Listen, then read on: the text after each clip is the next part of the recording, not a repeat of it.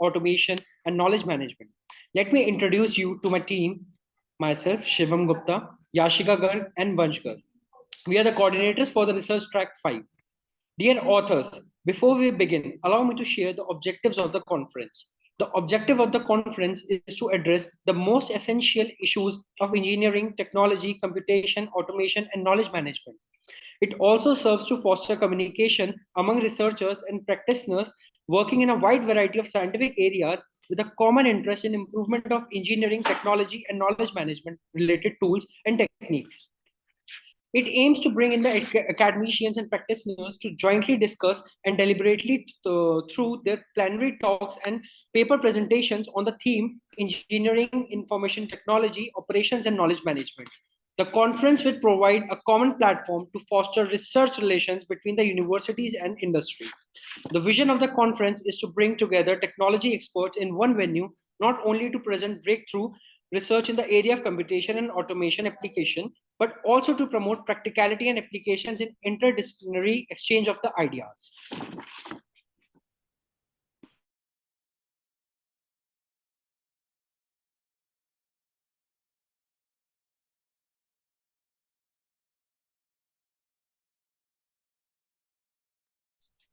Now, I would like you to introduce to our session chairs. First, we have Dr. Vanika Agarwal. Dr. Vanika Agarwal holds the position of Associate Professor in Operations at Ajip School of Management, Dwarka, New Delhi. Her expertise spans diverse domains, including green supply chain, circular economy, sustainability, cross-disciplinary research in supply and operations management, optimization, reserve logistics, and empirical research.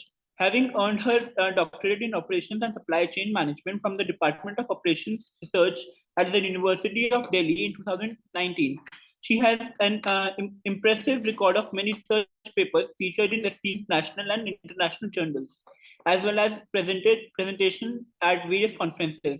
Her scholarly impact is underscored by her recent publication in business strategy at the Environment Impact Factors 13.1 and significant presence in ABCD journal listed journals. Notably, she reserves a guest editor for the special issue on MSME resilience and performance COVID-19 perspective. In benchmarking, ABCD adding to her accomplishments, she has authored a book titled Lean and Green Manufacturing Towards Eco-Efficiency and Business Performance, featured in the Management and Industrial Engineering book series by Springer. Currently, she has more than 50 Scopus Index publications. We welcome you, ma'am. Can we have a few words from you? Thank you so much, Vansh. And the International Conference on Computation, Automation and Knowledge has always been closer to my heart. Being a part of it, I think, for more than 1 year now. So I'm looking forward for seeing some great papers in this particular track, and all the best to the dear authors. Thank you so much, ma'am. Now moving on, we have Dr. Rashmi. She is a faculty in OB and HRM area at Amity University, Noida. She is a PhD in employee relation from the Faculty of Management Studies, FMS, University of Delhi. She has more than 14 years of experience in teaching and training research and consulting. She earned scholarship, namely Junior Research Fellowship and Senior Research Fellowship from UGC. Her research work has been appreciated by acclaimed professors and knowledge with the Best Partner Award in the conference organized by XLRI Jamshedpur.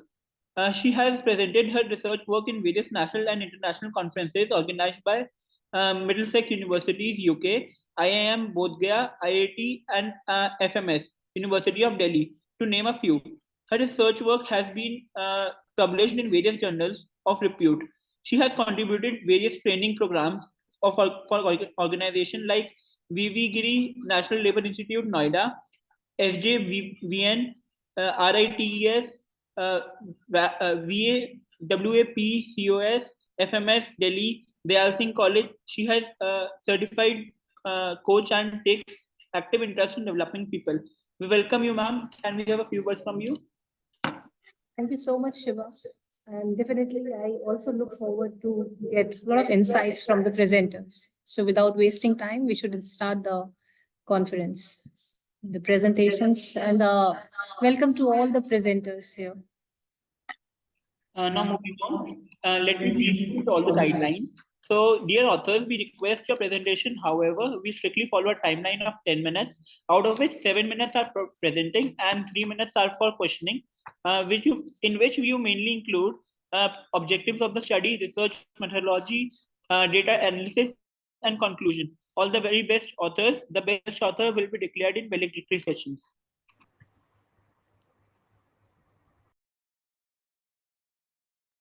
So now let's start with a track. Now I would like to call our first presenter with paper ID 160. I repeat, paper ID 160 entitled E-Star, a new way to submit your 510K notification. Do we have the author here?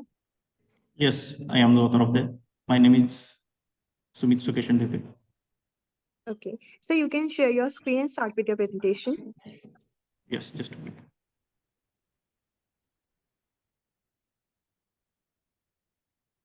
Is my screen visible?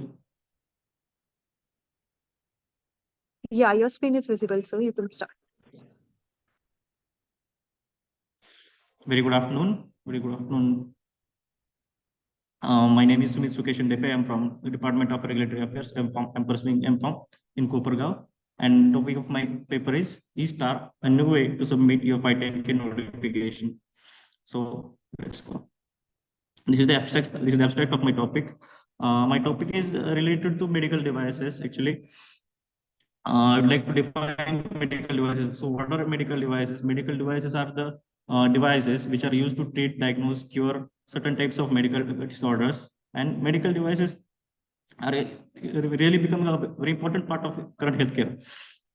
It includes a wide range of medical disorders. So, what is E-Star? I would like to introduce about my topic.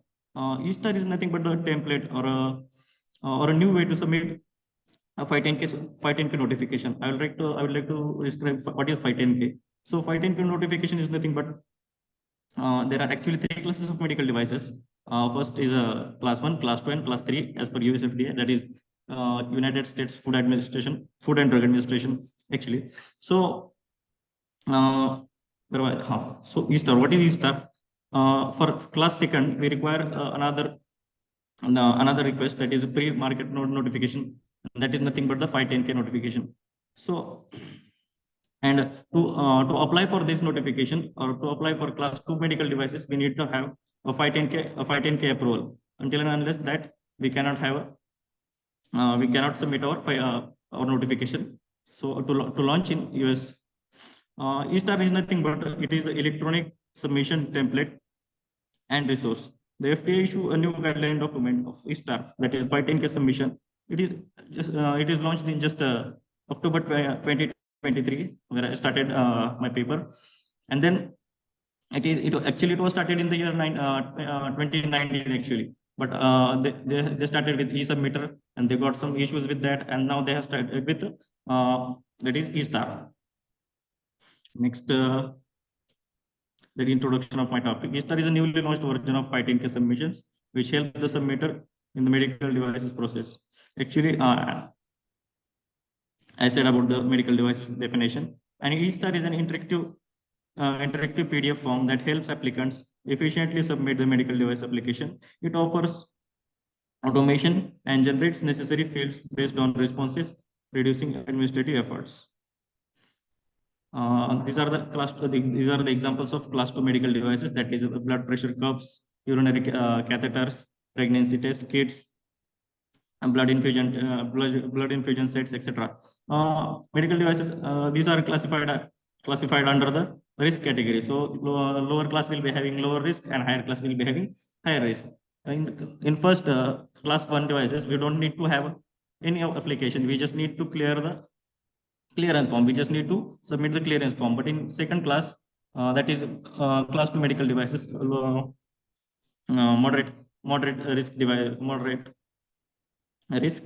For that, we need to have 510K application. And so these are the examples of that. This is the literature survey. I have took this from a guidance document provided by the US FDA, that is official site. Again, from some kind of news of your articles. I have preferred some of the articles and 1 or 2 blogs, I think so. So what is the problem got with earlier submissions, that it was very time consuming process, that medical devices were submitted by manually or with the paperwork. And so to reduce that, that was very time consuming. It was hard to carry the paperwork, and it is easy to manipulate, So they later they thought that we can have a e-submitter, but that was also having some problems. And then they started with e-star. Inefficiencies and delays in the review process have been caused by the use of older methods such as e-copy submissions and e-star submissions, or the paper submissions. So they used to have some delays and inefficiencies. Some used to have, means it is actually a very large data for that. If you are applying for a medical device of second class, it requires very large number of tests, but we don't have a clinical trial for the second class actually. That is for the PMA, that is pre-market approval. So we need to have a clinical trial for that, but not for this. But still, it have a very large data, and to carry from one place to another place, we cannot have a paperwork or paper copies. So they just have e-star was invented for that. In order to minimize errors, boost productivity, and guarantee uniformity throughout the review process, submissions require a more streamlined and uniform methodology. Actually, this template is very nice actually. In that, there is a process called refuse to accept. We cannot have refuse to accept if you are applying through e-star program. It means that it cannot go further if you are not applying, if you are not completing with the other data, until and unless you cannot go further. So that's why it provides a streamlined and uniform method to submit the 510K. These issues may be resolved in part by the introduction of e-star, that is an interactive PDF form. The author, can you move to what you have done in this paper? Till now, it is looking like what is already prevalent in the literature. So what is your contribution in this? Actually, since it's a very new, can say that. And so this is information which is required for the manufacturer. So I have compiled it all in my paper, and that will be easy for the other manufacturers. With the help of this paper, they can have they can apply for the 510K notification. Okay. Can I go further? Yes. This is the methodology. Yes, that's what I'm going to say now. A selection of topics. Since e-star is recently launched, and our article may be useful for the other manufacturers, then I have to then second one is a screening of documents. Screening helps to ensure whatever reference documents are taken that are authentic and trustworthy. See, until there is manipulation of everything in the market. So if you are using, or if you are referring something, that must be trustworthy and authentic. Then literature review. I conducted a comprehensive literature review on this topic using my what we can say, academic sites or databases and other articles to gather information. Data collection and analysis. Collecting data from publicly available guidance documents, e-star. Then summary and comment. After analyzing all the literature about the e-star and the other aspects, I have given a comment which will be useful for the other readers. So I would like to tell something about the submission, how it is there, what's involved in the submission. Submission is online via customer collaboration portal. Actually, when we need to file a medical device of second class, we need to go through CDRH, that is Center for Drug and Radiological Health, for that. And when we go to that portal, when we go to that site, we get a portal called customer collaboration portal, and from that we can file our device. Then template selection by downloading e-star PDF template. Then we can download from that. We need to open an account there. The help of email ID and password they will give us, and then we need to download from there. But we are having a problem here. The file should not exceed about 4 GB. It should be in between 4 GB. Then file are compressed by compatibility in JPEG, AVC, or MP4 or HVAC. These are the formats in which we need to file our we need to compile our file. And applicants must just now I said that about CDRH portal for larger files. Then I would like to tell something about the process of submission.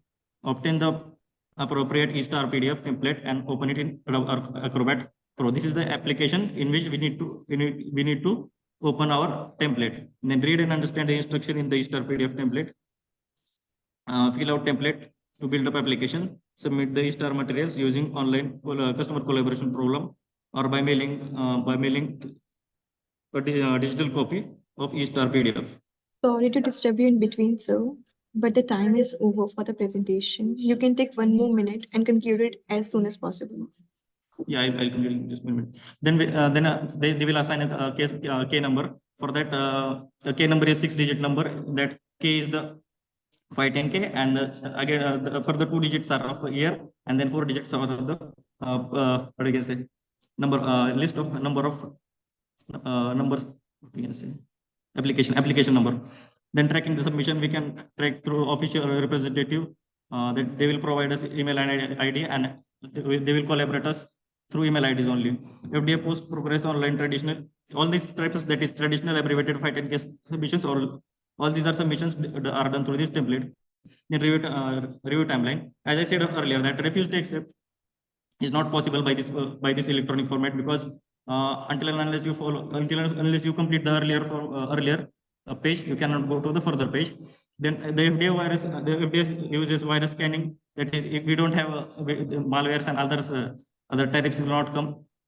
So they are having, FDA is having already virus scanning. If they have E-Star fails technical screening, if we are failing in, if we are getting failed in filing that, or if we get any issue with that, it will hold, our file will hold for 180 days, and I will get time for 180 days. And if not, then our product will be withdrawn.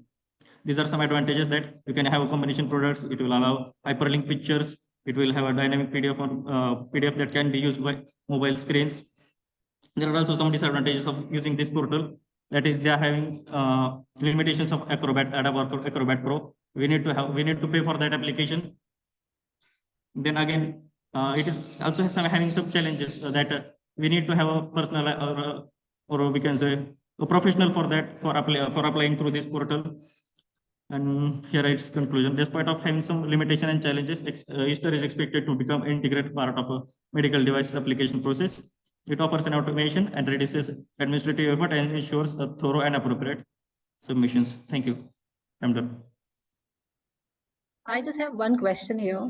So what was your real contribution to this paper, apart from you reviewed the literature and what has already been published? I just reviewed, ma'am. You just reviewed it. So whatever findings just you have, compared. and as far as review of literature is concerned, which method you have adopted? Any specific literature review method, SLR, meta-analysis, anything? I mean, how did you go about it? Through official site. Which site you have used? USFDA. Like databases you must have decided. Pardon, man, can you repeat? I'm saying that how did you select the papers, or which method of review of literature? If it's a comprehensive review of literature paper, then how did you go about it? Can you just elaborate a bit?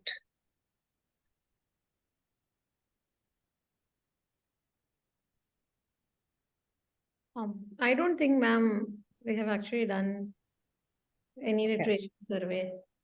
So what I felt from your paper is it is a process that you were trying to explain in this PPT. I think your paper should have some of your contribution about what is the novelty that we are not able to find if we Google search it.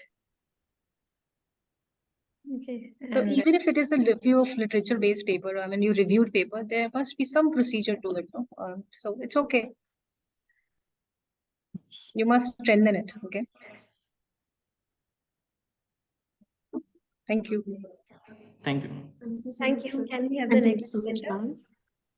Now I would like to call our next presenter, paper ID 161. I repeat, paper ID 161. Yes. Am I audible? Hello? Transforming finance through automation using AI-driven personal finance advice. Yes. So you can share your screen and you can start with the Is my screen presentation. visible? Yeah, your screen is visible, sir. Good afternoon, everyone. My paper ID is 161 and title is Transforming Finance Through Automation Using AI-Driven Personal Finance Advisors. So in abstract, in the ever-evolving landscape of personal finance, this study did... Hello? Yes, you Hello? are audible. Yes, You you are please go audible. ahead. Please carry her forward. Yeah. This research explores how these advisors can significantly improve the individual's financial well-being by addressing challenges in budgeting, investment planning, as well as debt management and retirement preparation. So, in introduction, as we witness swift technological progress, the financial terrain is undergoing a profound shift. So, for that, we have made one financial advisor. So, in background and significance, a conventional approach to personal finance management often struggles to keep pace with the complexities of modern life. In an increasing interconnected world, tailored and dynamic financial advices became became imperative. This back Hello. This backdrop underscores the significance of AI-powered personal finance advisors rooted in advanced algorithm and machine learning. So the main objective of our research was to explore the multifaceted benefits and potential implementations of AI-powered personal finance advisors. And key objective is evaluating their efficiency compared to traditional approaches and examining their impact on financial well-being. So this is a literature review. So the theoretical framework is whenever user seeks advice from the advisor, we have trained one we have trained our model. Then advisor analyzes that data and pattern, then provides the recommendation to a user. So components of AI powered personal finance advisor are data collection and aggregation, fundamental components involving collection of financial data from diverse sources, secure APIs and real-time data. Machine learning algorithms for financial analysis are predicting market trends, asset performances and investment outcome using productive analytical algorithms. So user experience and trust. Creating AI powered personal finance advisor that truly enhance financial wellness through intelligent automation hinging on three critical pillars. Those are user perception of AI finance, building trust in AI powered advisors, and ethical consideration with transparency. The recommendation for developers and financial institutions. Developers and financial institutions aiming to create AI-powered personal finance advisors should adhere to several key recommendations. That is, prioritize a user-centric approach by designing intuitive and secure interfaces while ensuring AI decision-making transparency, balancing automation and human touch by clearly defining boundaries of fostering collaborations. And these are our references, ma'am. Thank you. Thank you so much, sir. Thank That you. was an amazing presentation. I would request the session chair to ask the question, if any, and conclude it with marking the judgment sheet. Okay. So have you actually tested this model Yeah, ma'am. We have tested it. on what data set? We have taken one data set from Kaggle, Hmm. and means how much money we can save on monthly basis. On that, the model can give us some suggestions for our retirement plans and etc. Okay, so if you could have put in some pictures of how your model is working, I feel that could have enhanced the presentation, because theoretically it was looking fine. And secondly, in the literature review section, there was no literature. There was title was literature review, but I couldn't see even a single paper in that particular slide. So, what papers have you reviewed, and how this model is different from the existing models that are there in the literature? So, ma'am, paper we have mentioned in the references section, ma'am. And about those photos, we can I can add that, ma'am. Okay, no, in the literature review slide, I think slide number 4 or 5 of it. Yeah. Oh, yeah. So you could have, added some decent papers and could have told us that how your model is different from the model that are existing in the literature. Okay, so that is my advice, suggestion to you. Yeah, ma'am. I'll definitely work on it. So I have just one question, very quick question. What motivated you to think of this particular model? Ma'am, basically in India, financial literacy is very low. People means don't think beyond 4 or 5 years or even 10 years. So I think there should be some guidance, financial guidance for us. That's what motivated us. Okay. Thank you. Yeah, thank you so much, ma'am. Now, I would like to call upon our next presenter with paper ID 162. I repeat, 162, entitled Computational Discovery of Novel Herbal for Lung Cancer Treatment by Yogesh Shivaji Jadhav. Do we have the presenter here? Yes.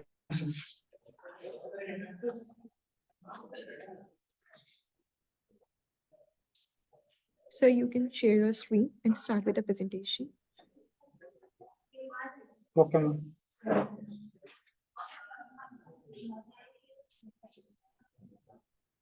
I'm audible, ma'am. Yeah, you are audible and the screen is visible. You can Okay, speak. ma'am. My name is Yogesh Shivaji Jadhav. I'm from Pharmaceutical Biotechnology Department in Sanjeevani Pharmaceutical Education and Research.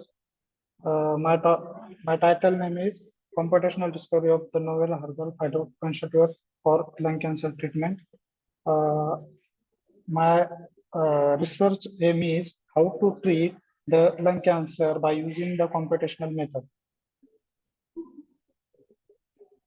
The lung cancer is the most common reason for death of both men and women in the United States and globally. The cancer is a very aggressive nature and rapidly spreading frequent cancer. It is a top killer of the cancer. The lung cancer is begin from to the cell of the lung and malignant tumor, and the cancer grow and destroy the nearby tissue. The lung cancer is the malignant tumor. Malignant tumor means the lung cell are damaged, and both cell are damaged to the another adjuvant cell is known as malignant tumor.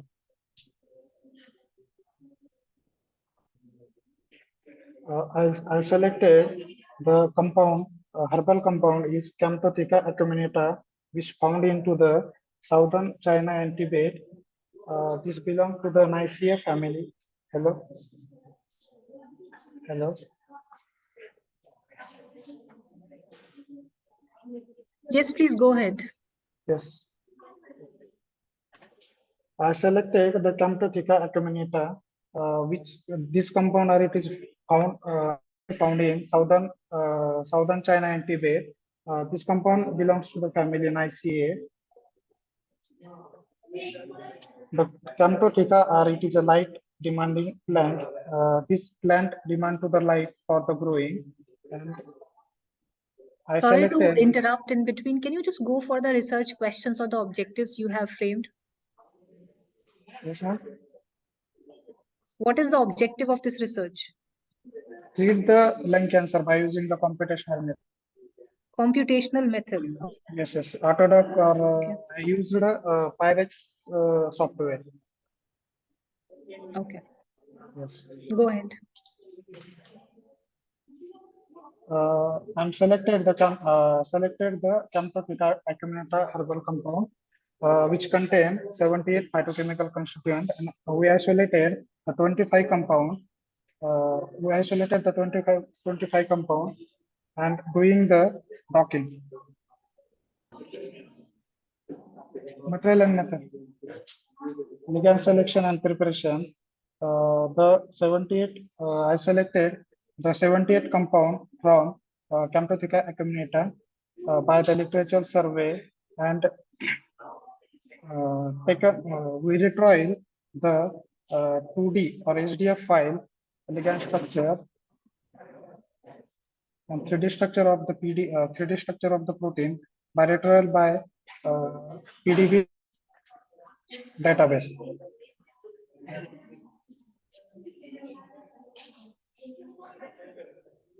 Hello. Yes, please go on. Go ahead. Oh. Ma'am, I using the software is Autodoc Vina. First, I selected. First, I selected the receptor 3D structure, and then the HDF file of the ligand and docked to each other and check the binding affinity. Those compounds show the more binding affinity. Those compounds show the more binding affinity to give the compound and treat the cancer. And I also check the pharmacokinetics and the pharmacodynamics activity of the compound.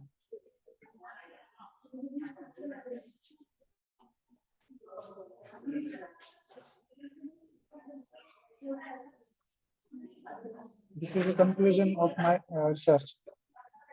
So before moving to the conclusion, can you just tell us the brief findings of your research? Yes, ma'am. What are the main findings? Binding affinity, ma'am. Those compounds show the more binding affinity. These compounds are used to treat the lung cancer. So how many people have you tested this for, or is it a theoretical thing, or you have actually tested with the subjects? Yes, ma'am. Have you tested this, or it is more theoretical, or No, what no, no. sample size for testing? I'm tested, ma'am. Okay, Yes. so I don't have any other question. Okay, ma'am. Thank you. Thank you so much. Now, I would like to call upon our next presenter with paper ID 163. I repeat, 163, entitled A Real-Time Hand Tracking and Painting Application Using Media Flags and OpenCV. Do we have the presenter here? It's Rahul Malhotra.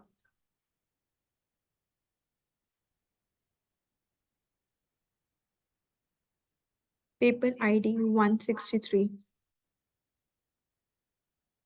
Okay, so next, now I would like to call upon paper ID 292.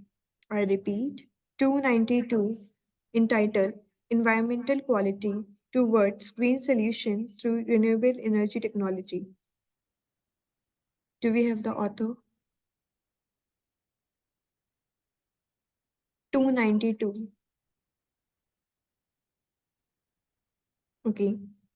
Next paper ID 165. I repeat, 165, entitled An Intelligent Cost-Effective Solutions for Bus Pass System Using Internet of Things.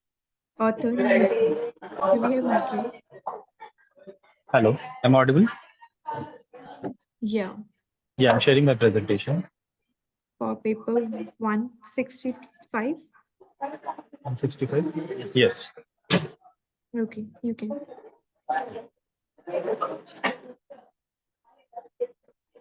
Okay, some other participant is already sharing the screen. I cannot share my screen. I'm getting a message that cannot start screen sharing while the other participant is sharing. The host can stop the other participant from sharing. Just give us a minute. I Yeah. request.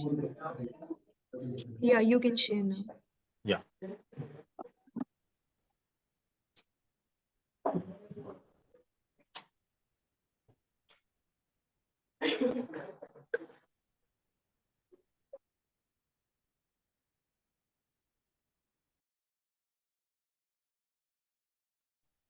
Yeah, I'm audible? Yeah, you're audible. Yeah. A very good afternoon to one and all. I welcome the reviewers for the 4th International Conference on Computational Automation Knowledge Management 2013. Today I'm presenting here an cost-effective IoT solution for bus pass system. So this is an already implemented system in our college campus, and we are currently working and deployed this particular system on the bus. So majorly the project has been developed in the domain of IoT, that is Internet of Things. We are using our student bus pass RFID cards to scan, and whenever the student scans the RFID card, according to the route information, the amount is debited from his account. So we have created every new account, the transactional account of every student, and with respect to that, if he punches the card on the bus receiver, the amount gets debited in the case of the balance amount that is present in the student's balance account. So these are the content of my today's presentation. Problem statement: inefficiency and inconvenience associated with the traditional paper-based bus pass system. As we all know that today the bus pass system or accounting of that bus pass system is the very traditional way. So we have given a very smart solution using Internet of Things where the RFID cards will be used to punch, and using the punching, the RFID cards will be recognized by the system, and the system will debit the amount of related that bus pass is associated. Suppose he travels for a particular route where the travel cost is 15 rupees, 15 rupees will be debited from the student's account. And if he travels from some other bus route, so at that particular time, if the bus pass cost is 22 rupees, one travel cost, so 22 rupees will be debited from that account.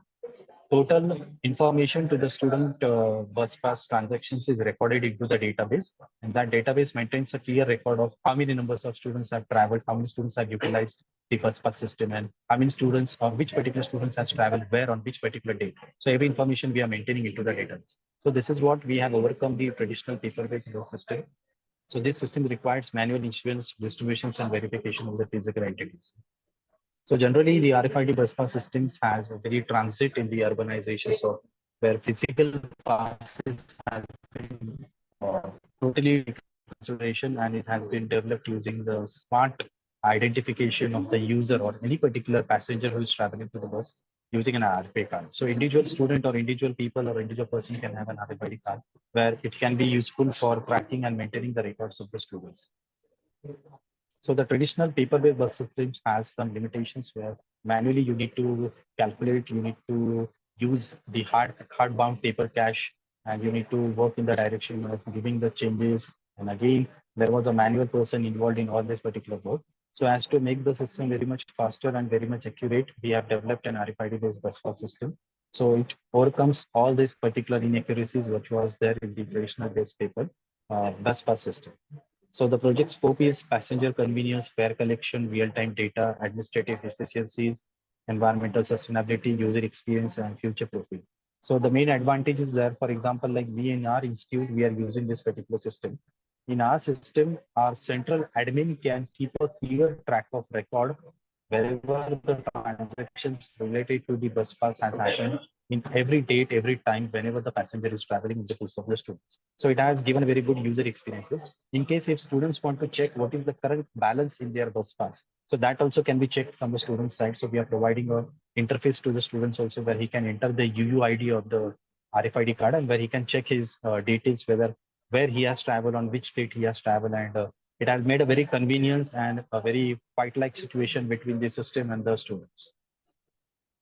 So objectives of this particular paper was to, the system was to develop an system that eliminates the need of physical bus pass, passenger inconvenience, and paper waste. Implement RFID technology to enable quick and accurate fare collection. So why we say quick and accurate? Because it is a digitalized system, and currently we know that Internet of Things are utilized in various cases where traditional systems can be overcome, and some fast and accurate systems can be measured and they can be keep a track of. So the system provides transit authorities with the real-time data, and we have developed an intuitive and user-friendly web interfaces for the passengers. This was the literature review what we have done for the traditional bus pass systems. And we have overcome all the research gaps. We have added it into our system. This is our methodology. First, we will get the location of the bus. So adding to the bus pass system, we have also developed our own GPS system. So all GPS systems, like we can track our bus also. For example, like students are standing in the queue in the morning on the bus stop. If you want to know that where is our current bus, what is the location of the bus, how much time it will take to come to a particular location on the bus stop. So even we have added on the same network, because for this RFID tags, the system which we are using in IoT, that is Node MCU is 826, that requires internet. If internet is available, then why not to provide a GPS solution where the bus can be tracked by the students from anywhere, anytime, any places. So we can keep a track of record for the bus location also. The passenger enters into the bus, the RFID, the tag is punched on the scanner. So passenger, if it is identified, then only the passenger will enter or the student will enter into the bus. So students need to keep a track of whether they have enough sufficient amount of balance to be recognized into the system. So once the bus recognizes the system, the students using the RFID card, the details are stored into the databases and passenger can be easily traveling into the system. So database and whatever we can say in the part of deducted amount, whether the amount is deducted or not, how it should be known to the students. So we send an alert message using the GSM system. The GSM system will give an alert message. For that, we use a Twilio-based messaging app that is free of cost. So students get an amount of information related to whether the punch has been done and what is the alert system will provide the alert whether the punching has been done and the amount has been debited.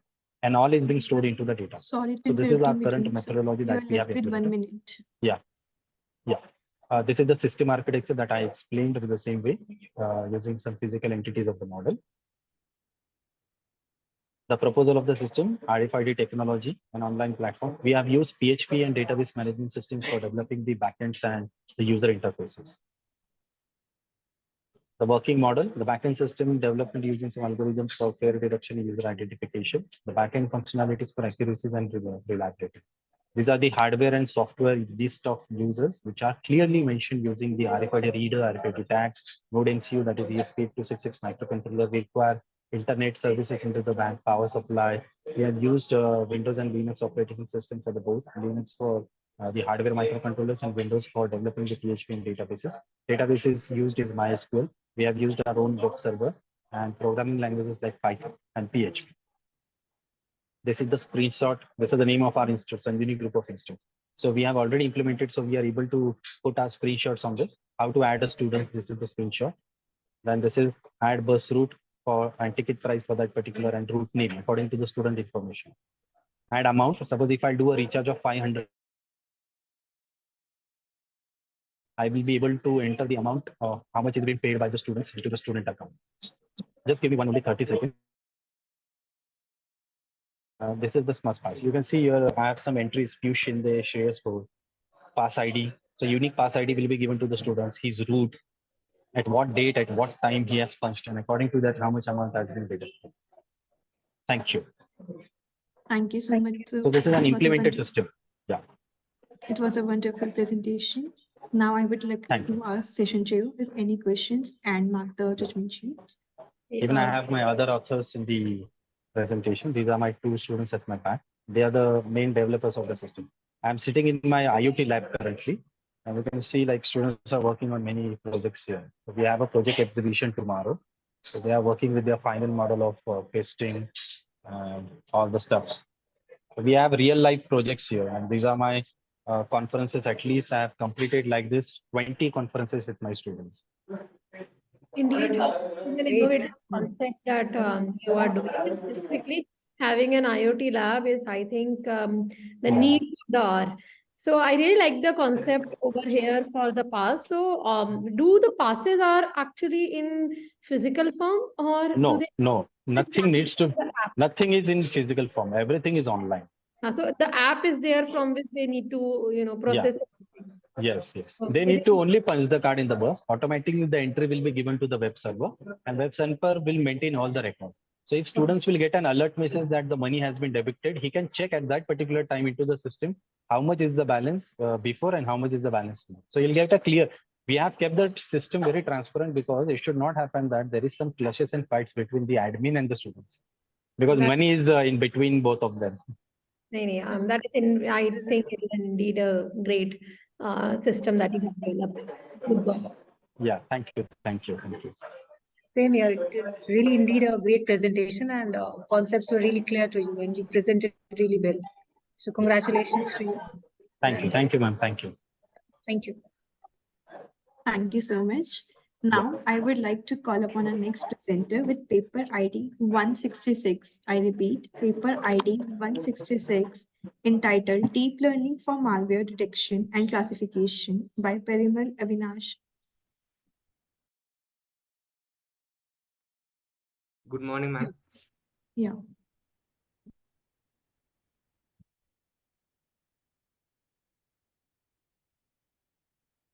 Can I share my presentation? For paper ID 166? Yes, ma'am. Yeah, you can present. Share your screen and you can present.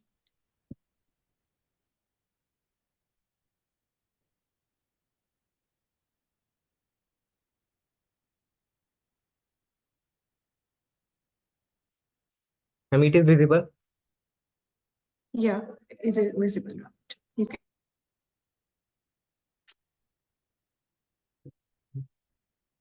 Is my camera visible? Yes, you can start. Your camera is also on. Okay.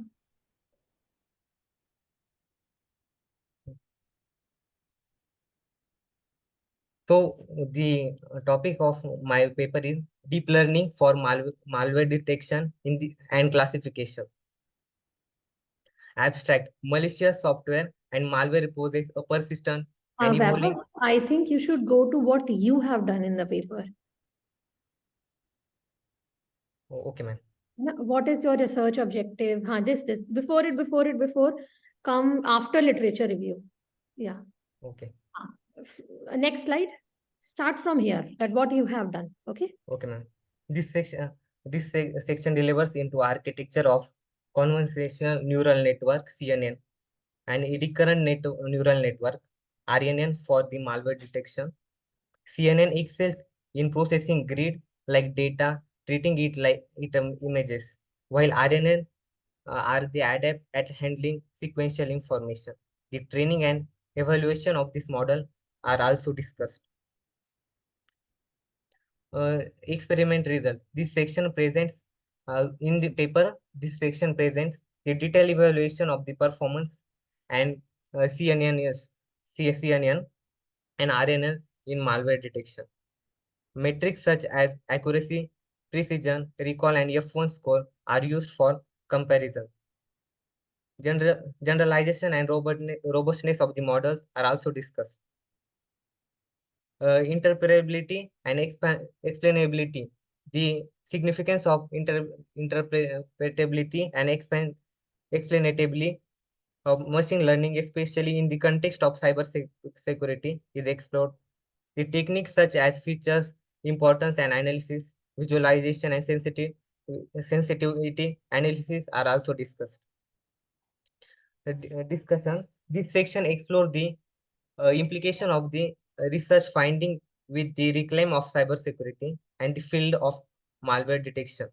Advancements in malware detection, enhancing security measures, and the potential for early threat detection are discussed. Constraint and prosperity of the research areas are also addressed. Conclusion. In this study, we entered into the domain of deep learning for the purpose of detecting and categorizing malware with the objective of tracking the changing cyber security challenges, the key finding implements, the limitation and the further directions are summarized. The study represents a pivotal step for forward in the fight against the cyber threats. Thank you, ma'am. Okay, Thank thanks, Vaibhav. So you are doing your undergraduation or post-graduation? Ma'am, currently I'm doing my undergraduation and honors in cybersecurity. Okay. So I think this is more of a conceptual paper that you have presented based on your understanding of the Yes, ma'am. topic. So I would suggest that you test the what ANN is and test it on some real life data, and then maybe improvise this paper and present. Because at present, what you have shared, these are general information about ANN. Okay, this is not showing your contribution in this particular No, field. ma'am, we have started working on this project. So basically this is the research state. Okay, so whatever you And I are, second, ma'am, whatever she said. so whatever you have started working, you should put in your findings and put in what flow you are taking. Right now, it is looking like only the definitions are there. So how many papers Ma'am, have I you can read? explain this. No, just take it as an input. I am Okay, sure ma'am. your I will. guide under which whom you are working, he will be able to better interpret what I am saying. Yes, So ma'am. at present, you have to apply this to some model that you Yes, are ma'am. working on. Okay, and how many literature survey? How many papers have you read in literature survey? There are 7. Okay, so 7 is too less for a research paper. Yes, At least 20, 30 papers. It is a very upcoming field. So you yes, should ma'am. at least read around 30, minimum 30 papers in the last 5 years. Minimum. Okay, make an Excel sheet and Yes, find ma'am. out the gap.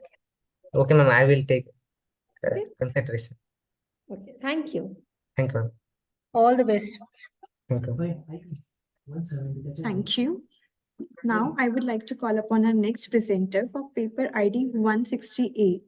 I repeat, 168, entitled Development and Validation of Machine Learning Models for Predicting the Drug Responses of Anti-Cancer Compounds.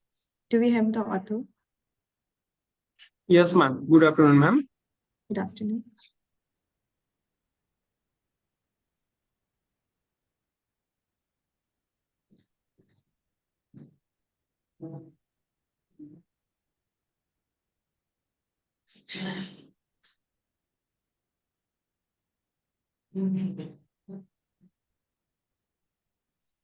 My screen is visible to you, ma'am?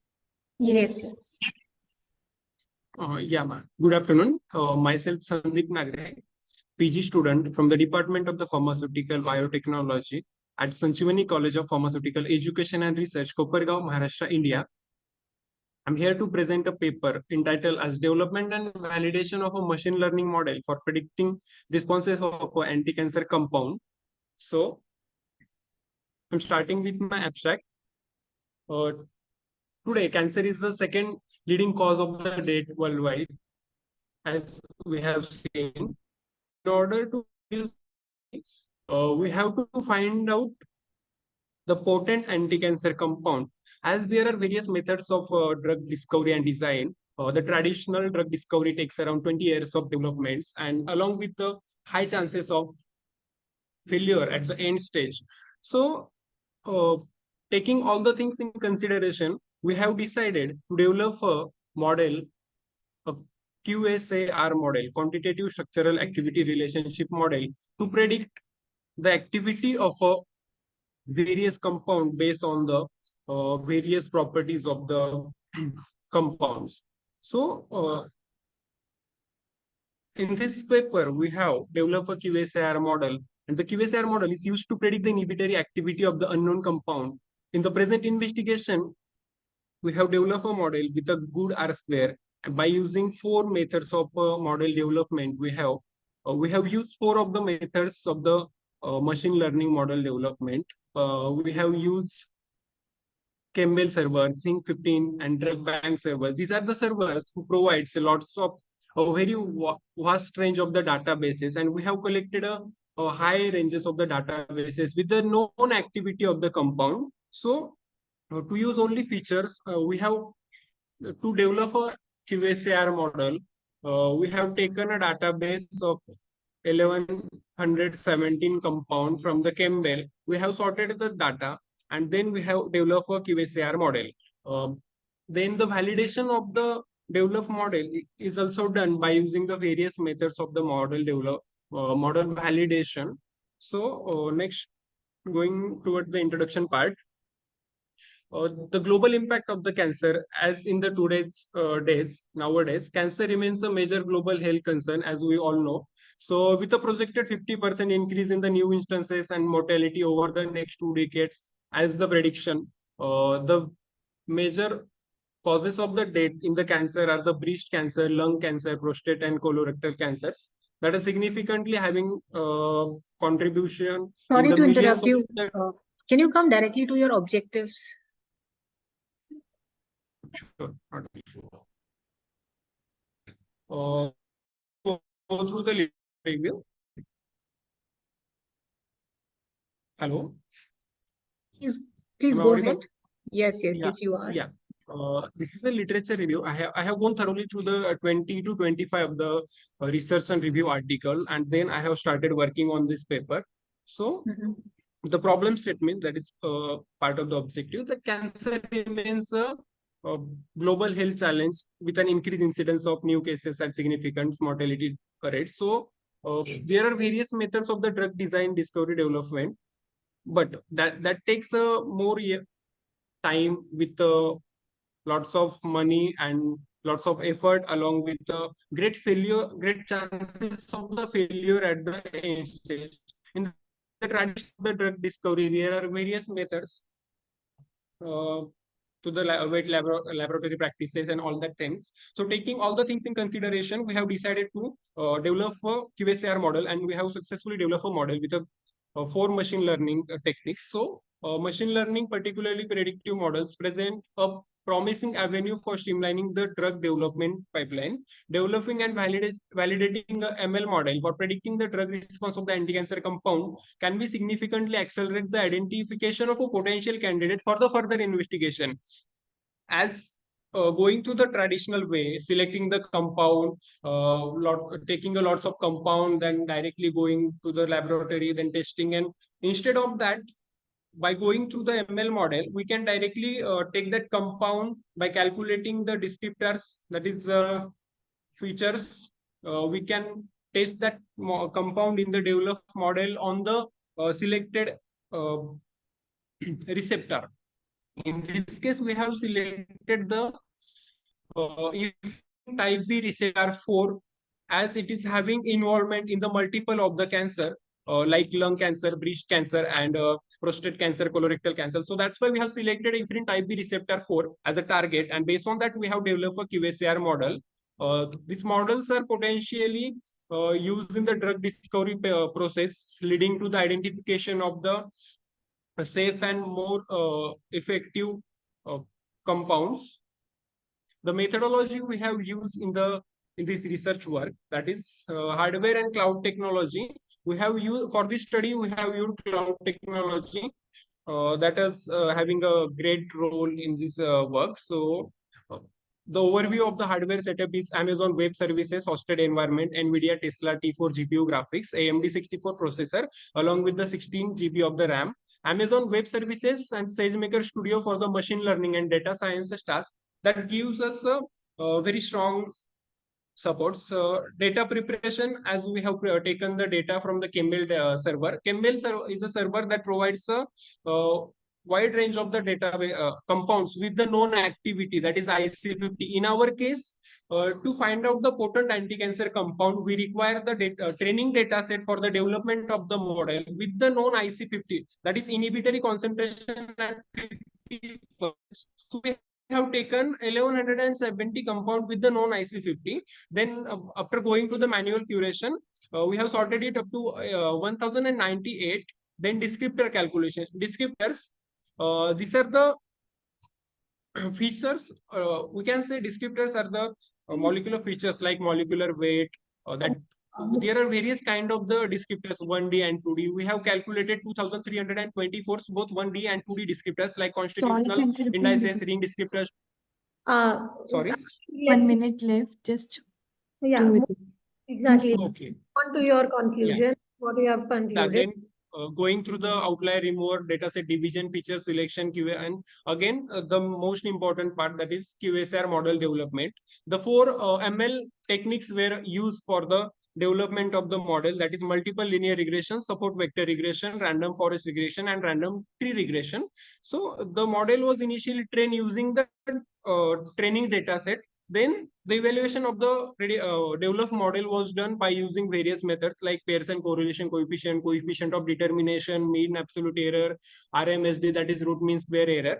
Then external validation was done by using the sample data set of the 401 compound. Like in the beginning, we have sorted the data, then final data set was taken. Out of that, we have split the data into the training and testing set, that is 75 70 30, 70% in the training set and 30% in the testing set, to check that whether our model is having the good predictivity or not. For that purpose, we have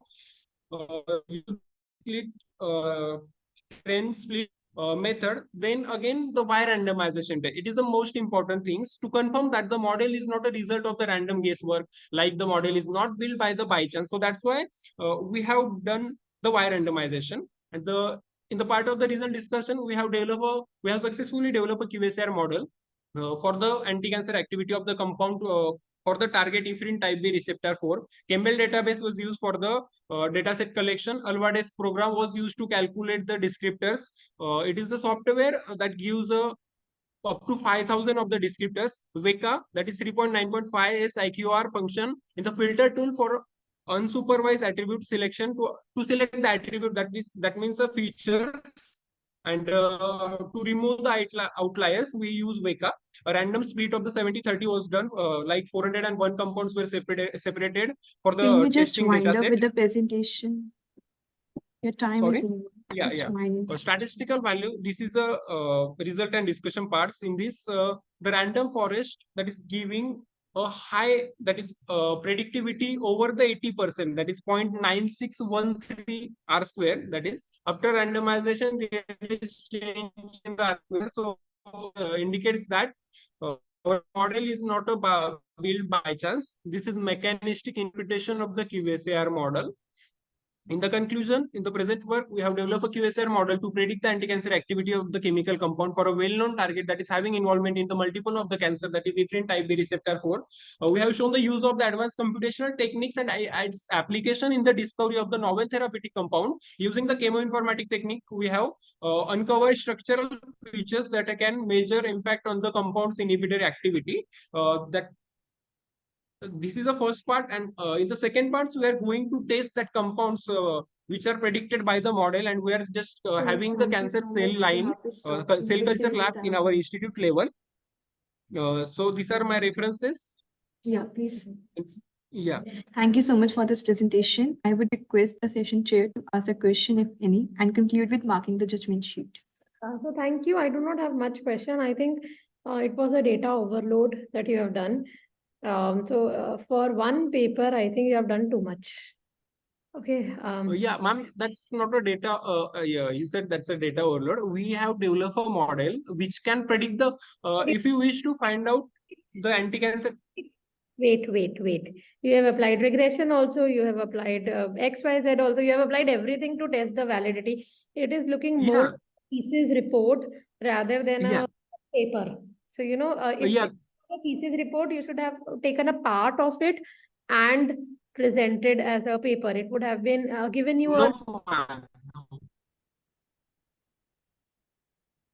I have worked on this model, and if you want to test any compound, if you have XYZ compound, and if you want to know that whether your compound having the anti-cancer activity of or not, you just simply give this compound to me. I will calculate the descriptor for that compound, and then I can simply tell you that your compound is having anti-cancer activity or not.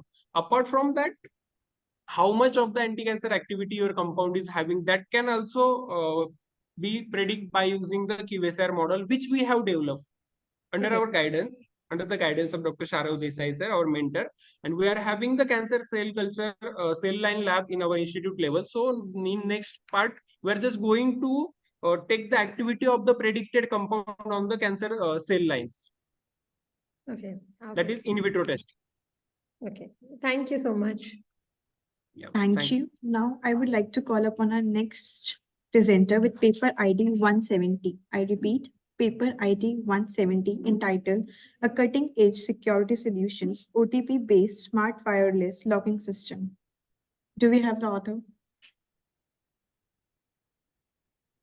I repeat, 170, paper ID 170.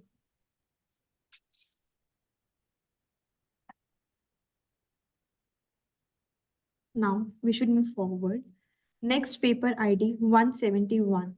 I repeat, 171 entitled A Framework for the Rational Design of Potential Anti-Cancer Agents Using Machine Learning. Hello, I am audible, ma'am? Yes, sir, you are audible. Can you hear me? Yeah. Okay.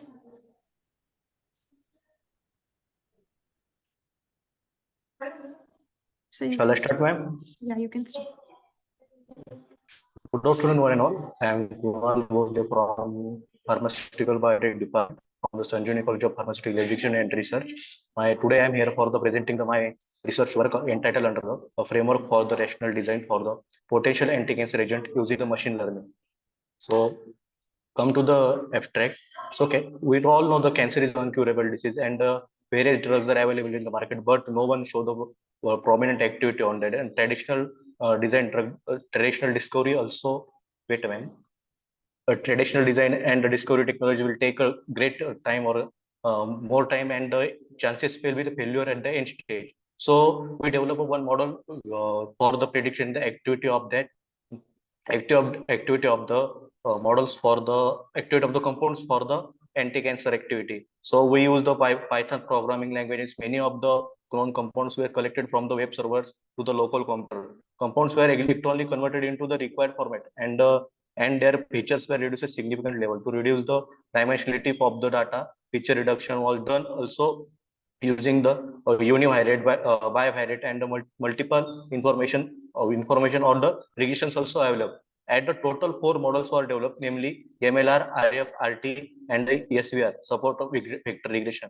These developed models are needed to be validated against the testing dataset, which is separated from the original dataset, which was used to the build a model. After the build of the model will give us the results in R square value, or the cross validation is also required. For that, we use a root mean square method, mean absolute error method.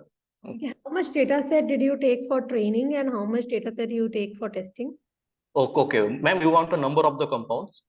मतलब rough idea. Yeah. How much did you train your Okay, model compounds? okay, Or ma'am. Kegel. Was it Have a you, data or a Kegel data? no, ma'am. I retrieve the data from the Chembl, CHEMBL. It's a chemical library which are maintained by the US government. Okay. Okay, and you want to know now what is the test data set and training data set number. So 572 is the test data set, and for the training data set, sorry, and 388 is a test data set. Okay. Yes, Hello. that's a good number. Okay. Can I proceed further, ma'am?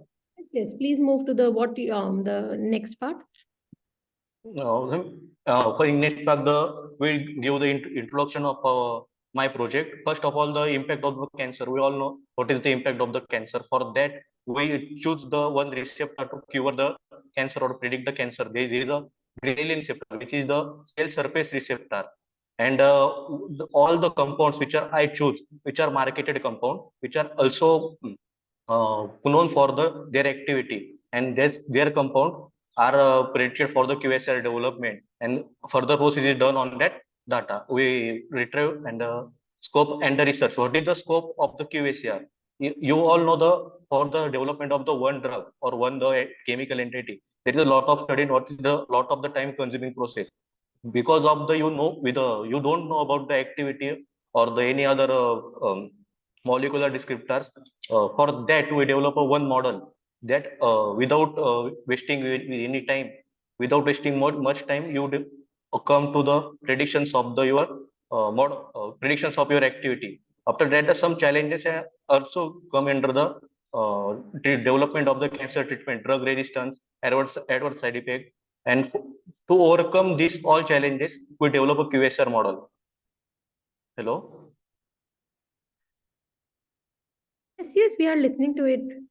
Okay, if next conventional versus the new technologies. QSR is a new technologies which are originated in the 1964. So from there, the lot of the revisions are coming to the QSR model, because the QSR is namely as a quantitative structure activity relationship model. Quantitative means any activity which is in measurable form. If any property is in measurable form, there is the worth. That's why we choose the QSR modeling, and the conventional methods that comes from the lab working and all the literature survey. But without going to wet lab working, prior to knowing the activity of the your selecting compounds uh, is essential for that. And we use machine learning in the QSR, supervised machine learning techniques like RT, means random tree, support vector regression, random forest, MLR. Some methodologies and validation also doing after the developing of our trained data set. There are 4 machine learning strategies: MLR, SVR, RF, and RT. We are employed for development of the test data set, and same we do for the training data set. After that, this is my literature review, ma'am, literature survey. Here, ma'am, in literature there are many paper, but in Kumar sir's paper, there are one lab, DTC lab, all techniques and models are available on there for the download and use. For the problem statement, as I told you, the cancer is a various dysfunctioning disease, and treatment is not available for cancer. That for to overcome and reduce the time period of the industries. In industry, 2.5 years are required for the minimum 2.5 years are required for the development of the one chemical entity. That's why we using this QSR, because it's time consuming process also in industry, and cost also is high for development one drug. QSR minimize these challenges.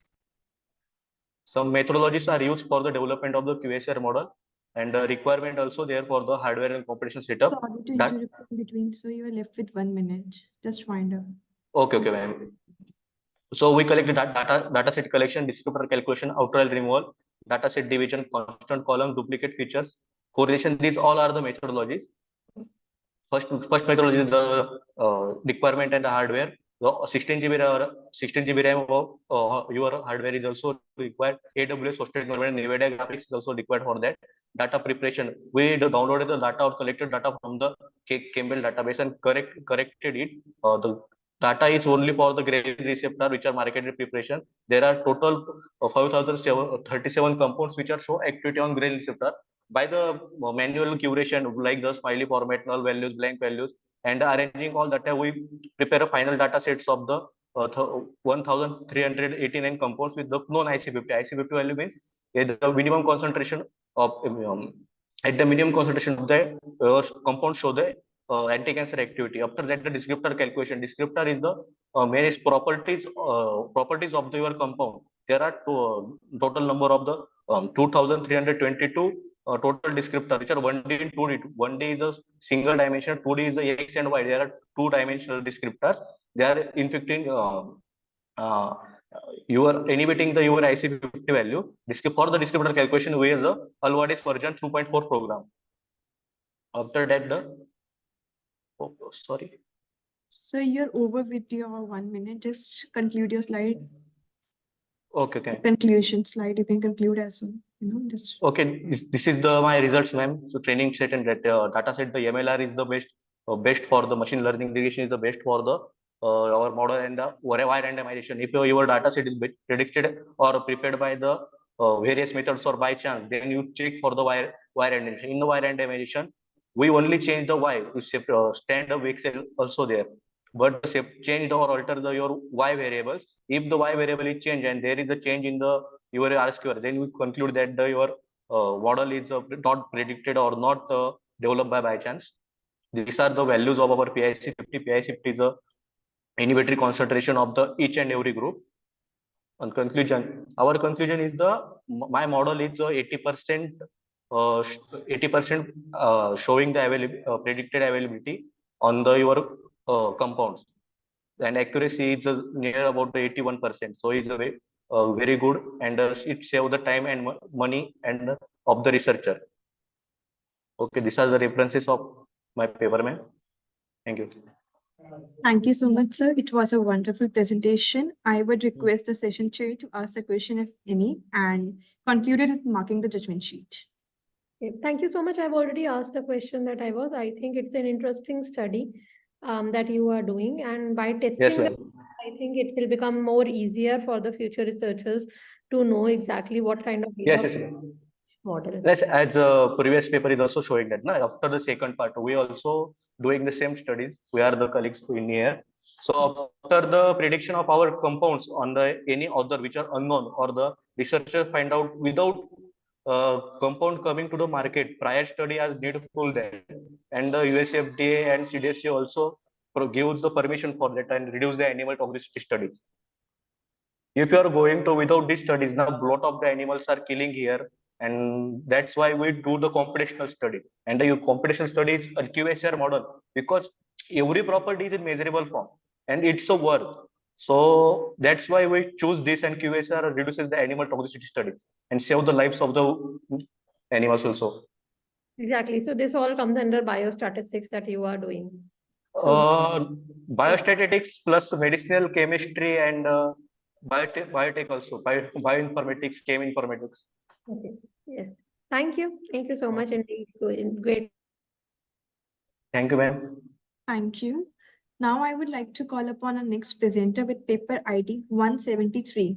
I repeat, 173, entitled Guardians of the IoT, a Symphony of Immense Learning for DDoS Attack Resilience by Adil Khan. Do we have the presenter here? Yes, ma'am. Okay. Hello. Hello. Yes, sir. Yeah, you Yes. are audible, sir. You can. So, Mr. Kunal, can you unshare your screen? The host can unshare the screen, please, Yashika. Just a minute, just.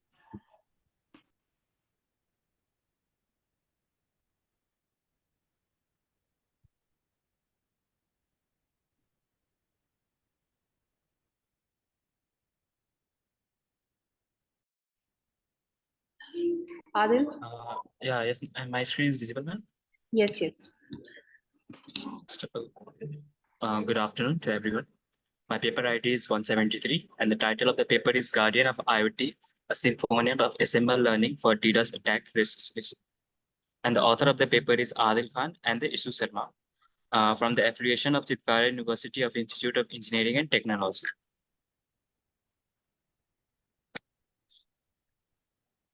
Going in the content slide, here is the brief introduction, literature review, material and methodology, result and discussion, conclusion and the future directions. And the last, there is a references which is cited in the paper.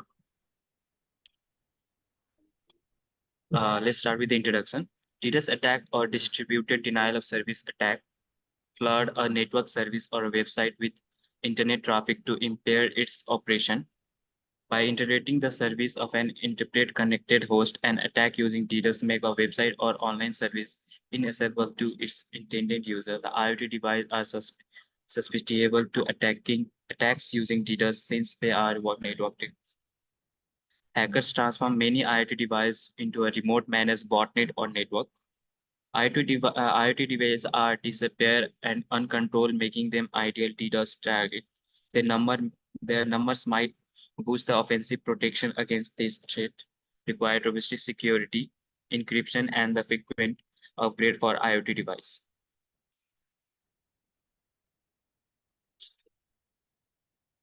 In the next slide, DDoS attack may generate a cascade of unpleasant things for IoT device, connected smart gadget, or weak, making them easier to hack and creating botnet. Adil, sorry Yes, to ma'am. interrupt you. Can you just move to the slide where you can show us the research objectives, research questions? So basically, Okay. what is your contribution?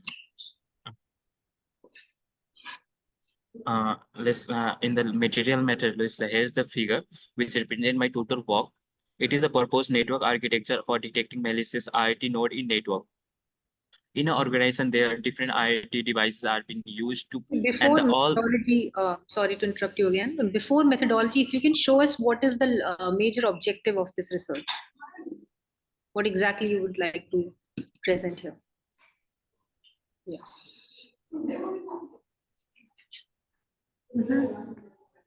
The major objective of this paper is to detect the DDoS attack in the IoT devices. Yeah. To experiment this, to conduct this experiment, the dataset which is used is approximate IoT 23 dataset. This dataset include number of different types of attacks such as DDoS attack, Okiro attack, and port scanning attack. The main point of this experiment is to find the DDoS attack. When used for this attack, the assemble machine learning method did a great job for finding the threat and stopping them without distributing the IoT device network. There is sensitive measures that show how well the program can find true positive, which help us understand how well it can catch DDoS attack. Accuracy is a general measure of how accurate the algorithm prediction are as a whole.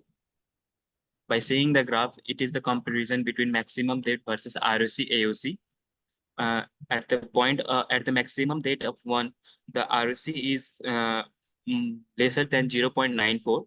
While moving forward to the maximum depth, the ROC is also increasing by, as we can see in the figure, it went to the 100%, near by the 100%. While going furthermore, a maximum depth, the ROC AOC again decreasing. In the next figure, there is the comparison between the maximum depth versus sensitivity. As we can see in the figure, at the point of 2 maximum depth, the accuracy is nearby 100%. Same as for the F1 score, and in the accuracy, at the point of 2, the accuracy is nearby 100%, and while going furthermore after the maximum depth of 3, the accuracy is slightly decreasing.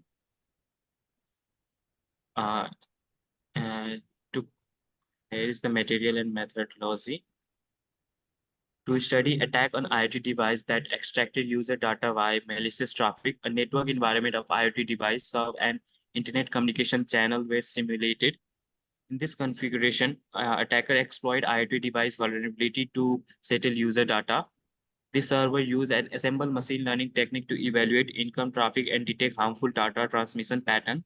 The ML model was trained on variety of datasets, including known attack and regular network activity to distinguish between the malicious and benign operation. Do you have the data set with you? Yes, ma'am. Okay, can you show us?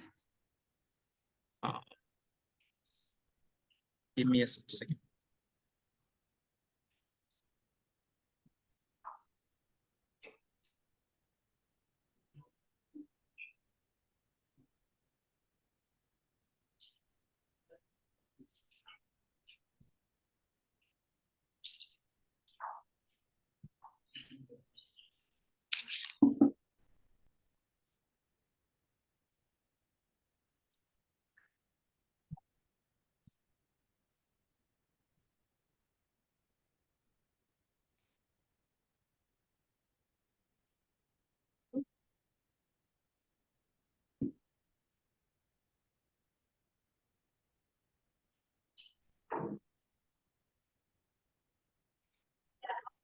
My screen is visible, ma'am? Yeah. This is the data set. Mhm. This is the attack, and there is DDoS attack and benign data from where I get distribute while applying the algorithm. I get the answers, accuracy and all. Okay, great. So you tested the model? Yes, ma'am. Yeah, I think it looks fine. So good work overall, Adil.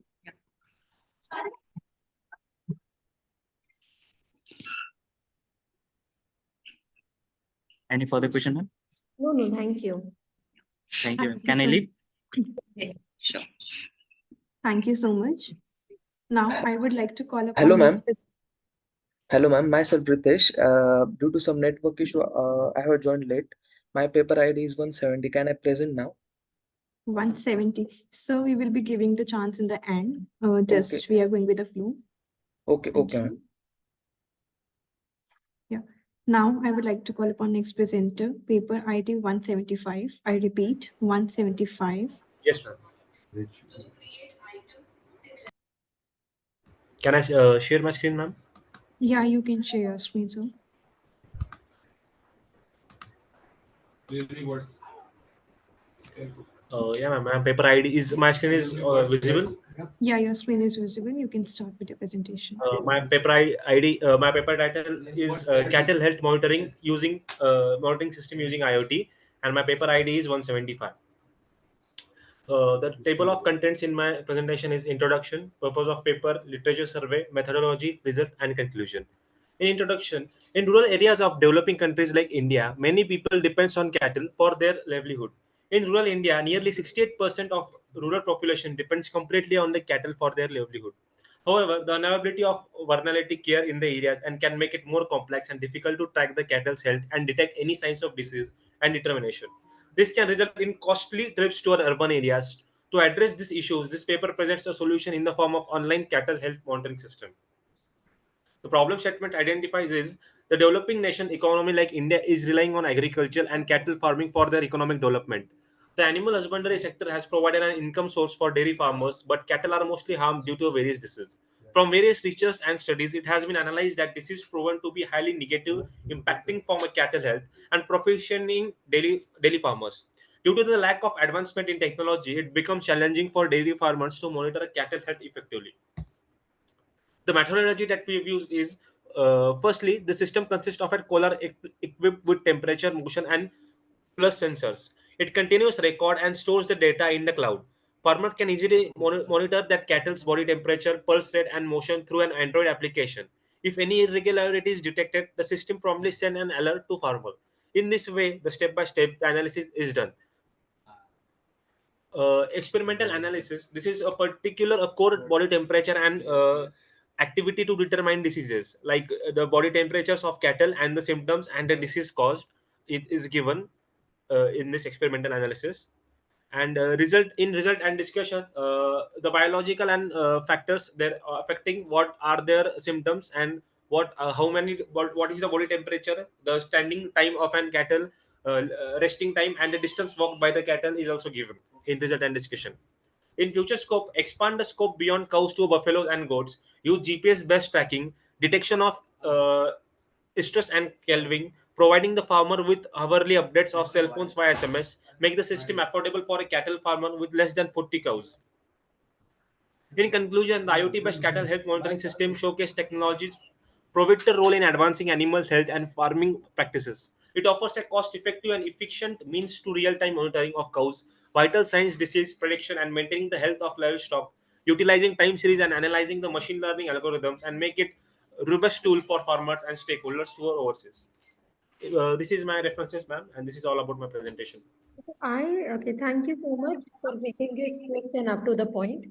And my question is, I have already seen the cows having those tags in their ears, the yellow tags, the IoT-based tags. They are already prevalent. So, how has your research, differentiated from the work that they are already doing? So, yeah, right now I am in a metro city. I've seen a lot of cattle having those yellow tags in their ears, which are IoT-based devices, which are already used to monitor their health.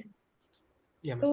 So, No, ma'am, in this system, we are mostly the basic fundamentals of the like body temperature and how many distance they walked. These are the basic things that we are optimizing here. And in future scope, we are getting more advanced features. In this, the one that you are proposing, and then the one that is already there, are two separate things, or is it yeah, in ma'am, they are two separate things.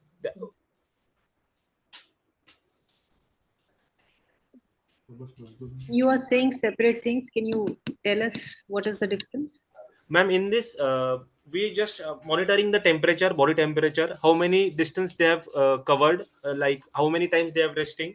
So these are the basic 4 5 that I've shown in my presentation or the experimental analysis. That is only they are showing. And after the future scope is about buffaloes, like the GPS tracking. These are the future scope of our project, ma'am. Can you go to the future scope slide, please? Yes, ma'am. Yeah, ma'am. This is the future scope. Is What it my What is this detection of stress and calving? I did not understand. ma'am, in sometimes the cows, in internal parts of the cows there are some disease which cannot be detected by normal human beings. So by using the machine learning algorithms and by detecting their cells and analyzing the reports, it will be detected, ma'am. These are diseases. No, ma'am, the few problems, ma'am. In future scope, this many problems can be solved, not just this is only, but the tracking, the hourly updates, make system affordable. These are also the major challenges the farmers are facing now, because the cost of IoT is very high and every farmer cannot afford that. So Okay, thank you. Thank you so much. Now I would like to call upon next presenter, paper ID 176. I repeat, 176, entitled Sustainable and Affordable Housing for the Economically Weaker Section Using Shipping Container. Yeah, Do we good have the evening, author? ma'am. Good evening, dignitaries. First, You can share your screen, sir. yes, the screen is visible. Yeah, it's visible. You can go ahead. Good evening, everyone. Myself, Adil Saeed, and I am here to give a research paper presentation on design and analysis of structural system for EWS housing solutions. So, wait for me. If we talk about introduction, the repurposing of shipping containers, this is one of the creative idea project that contributes to the improvement of living conditions for marginalized people while tracking the urgent issues of urbanization and housing scarcity. It does this by combining cost effectiveness, adaptability, and sustainability in order to promote fair and dignified shelter for those in need. The following sections explore the complexities of structural design and factors specific to EWS situation. Now, if we talk about benefits of container housing for the EWS, first benefits it helps to elevate the environmental impact associated with traditional constructed methods by repurposing existing containers and reducing the consumption of building materials. And if I talk about the second benefit, the container-based housing can be rapidly constructed within a less time, significantly reducing construction time and cost. And the third one is the transportability of containers allow for easy relocation, accommodating changing needs or site requirements.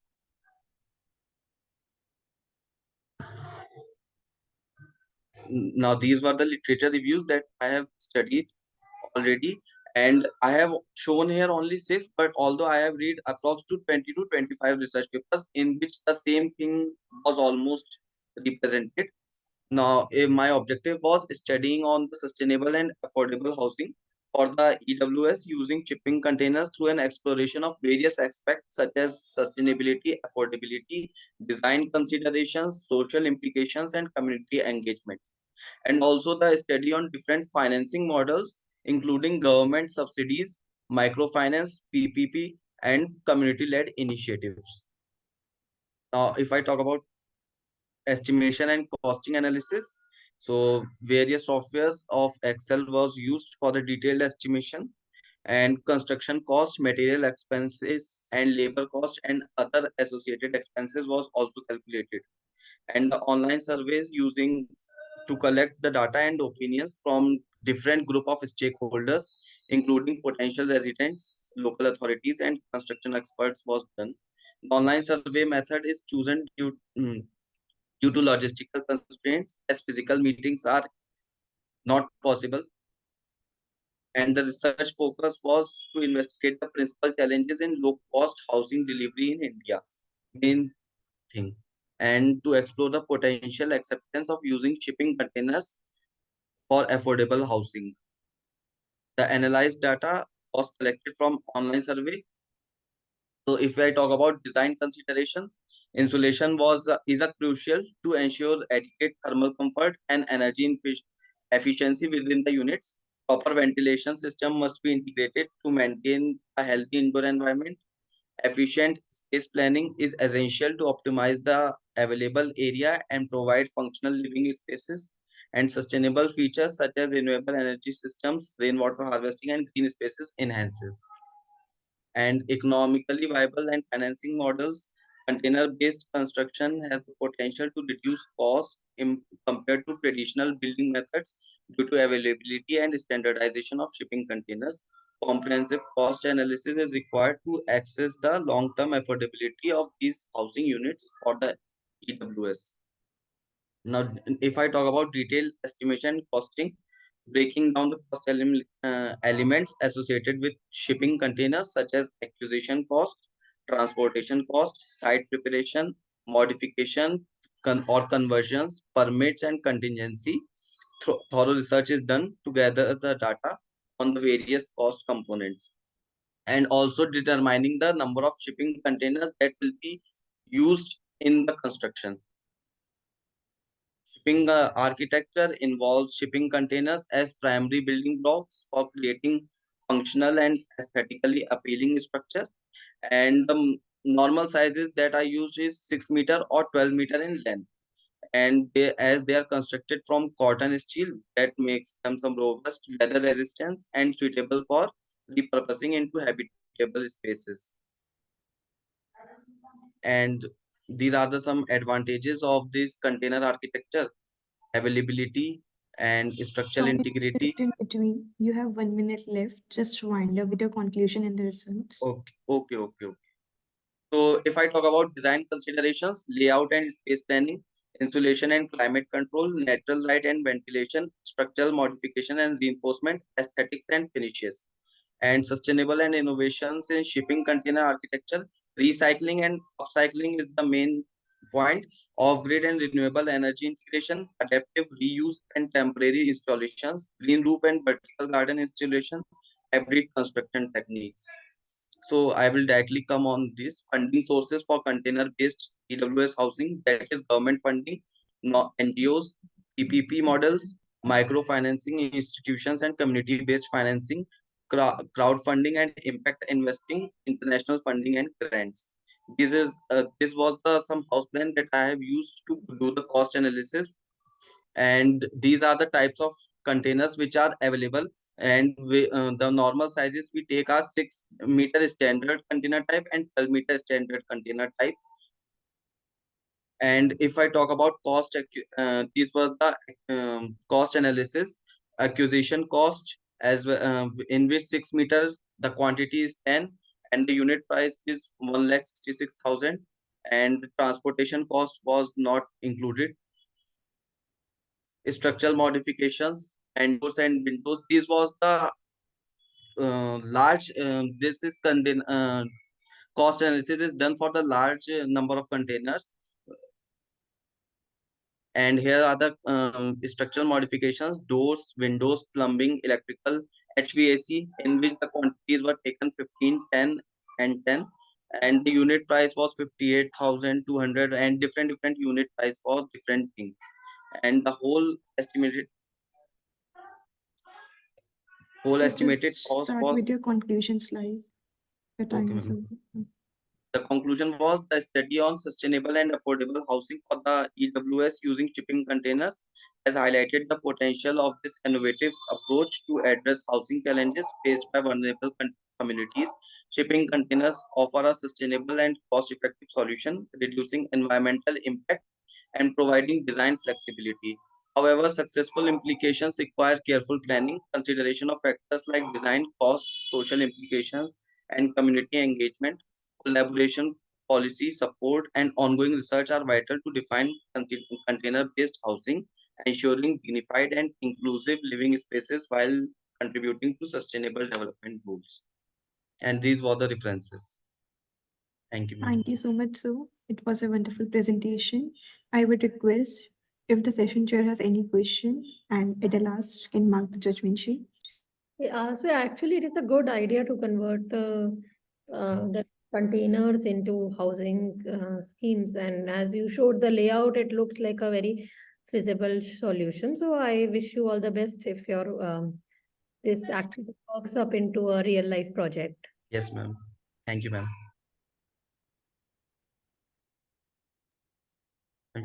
May I leave? Yeah, all the best. Thank you, ma'am. Now, I would like to call our next presenter with paper ID 177. I repeat, 177, entitled The Plastic Paradigm, Pairing the Potential of Polymers in Construction. Good evening, ma'am. Good evening. Good evening. Where we can't see you.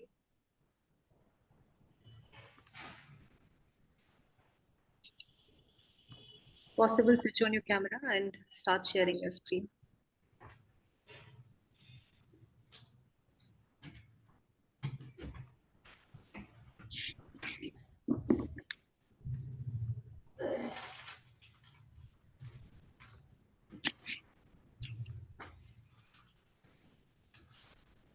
I can't see the presentation.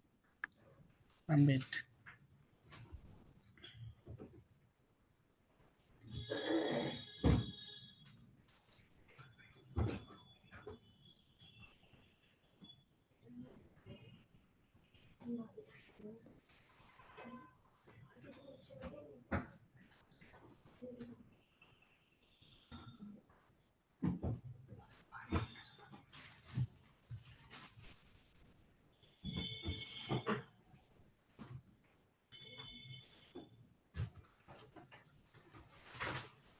Nishant, if you're having technical glitch, you may rejoin.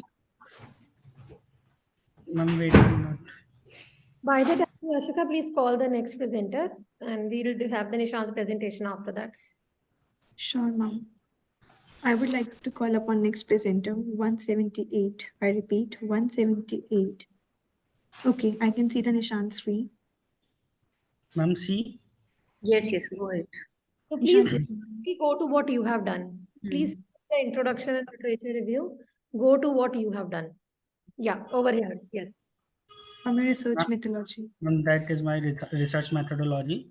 The research will employ a mixed methods approach combining both quantitative and qualitative methods of comprehensively explore the potential of polymers in construction. Next one is a stratified random sampling technique will be employed to ensure a representative sample of professionals from different sectors of the construction industry. And third one is the collect survey data will be analyzed using statistical tools such as descriptive statistics and uh, correlation analysis to identify. Sorry to interrupt you. This is a proposed model or you've already done it? Ma'am, I am done it. You've done it, no? Everywhere you've written this will be done. Okay, ma'am. Identity patterns, trend, and relationships between variables. This is materials. The material required in experimental investigations are first plastic waste materials.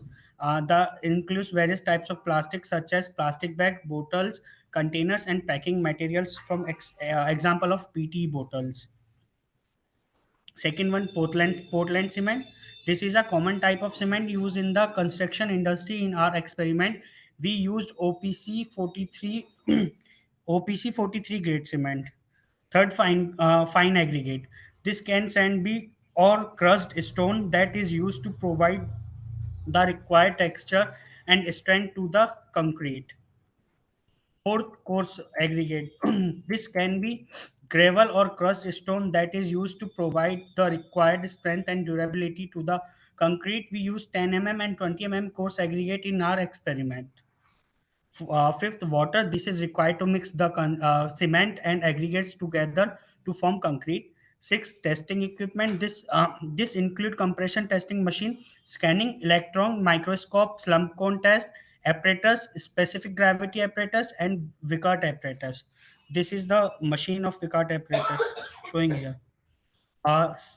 Seventh one is safety equipment. This includes safety goggles, gloves, and dust masks, as plastic waste materials can release harmful practical particles during cutting and grinding. Eighth one is molds. These are required to shape the plastic concrete composite into the desired form, such as cylinders or cubes. For testing, we used 150 into 150 cubes for our experiment. Ninth one is curing equipment. This can include curing tanks or chambers to ensure that the plastic concrete is properly cured before testing. Experiment names: finest, first of finest of cement, initial and final setting time of concrete. Third one is specific gravity of cement or aggregate. Fourth one is slump test of concrete. Fineness of cement. This is the procedure. 100 gram of OPC 43 grade cement we taken by weight, and lumps was removed by rubbing it between figures. Second, after that, sample taken was placed in 90 micron sieve shaking machine. Third is sieve shaking machine was started and kept running for 15 minutes.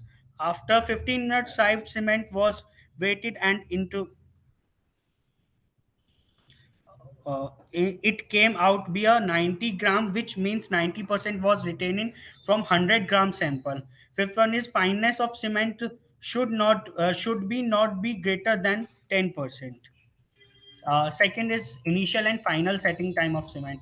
If we know the initial setting time is the time taken by cement from the moment when water is added to the cement to the point where the paste start losing its plasticity.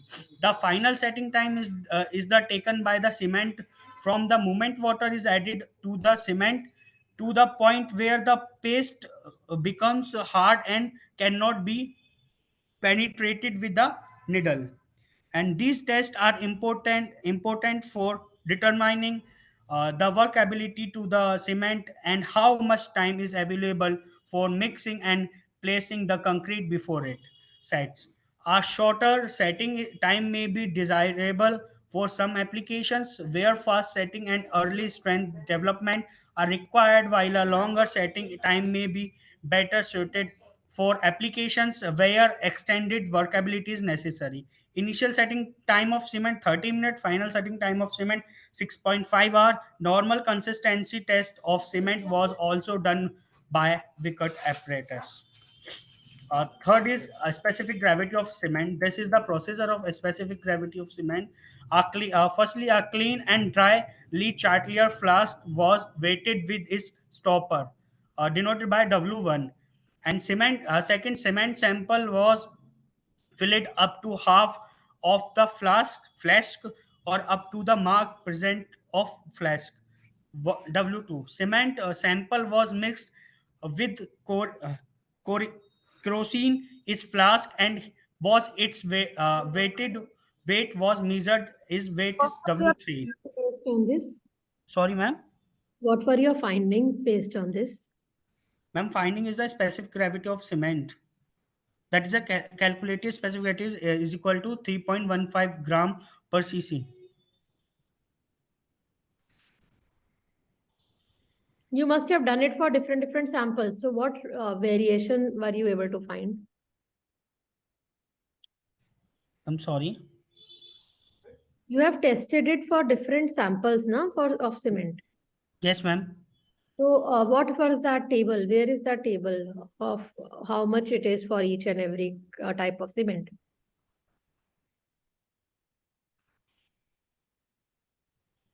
Okay. Any permutation combination you have made, ma'am, is asking.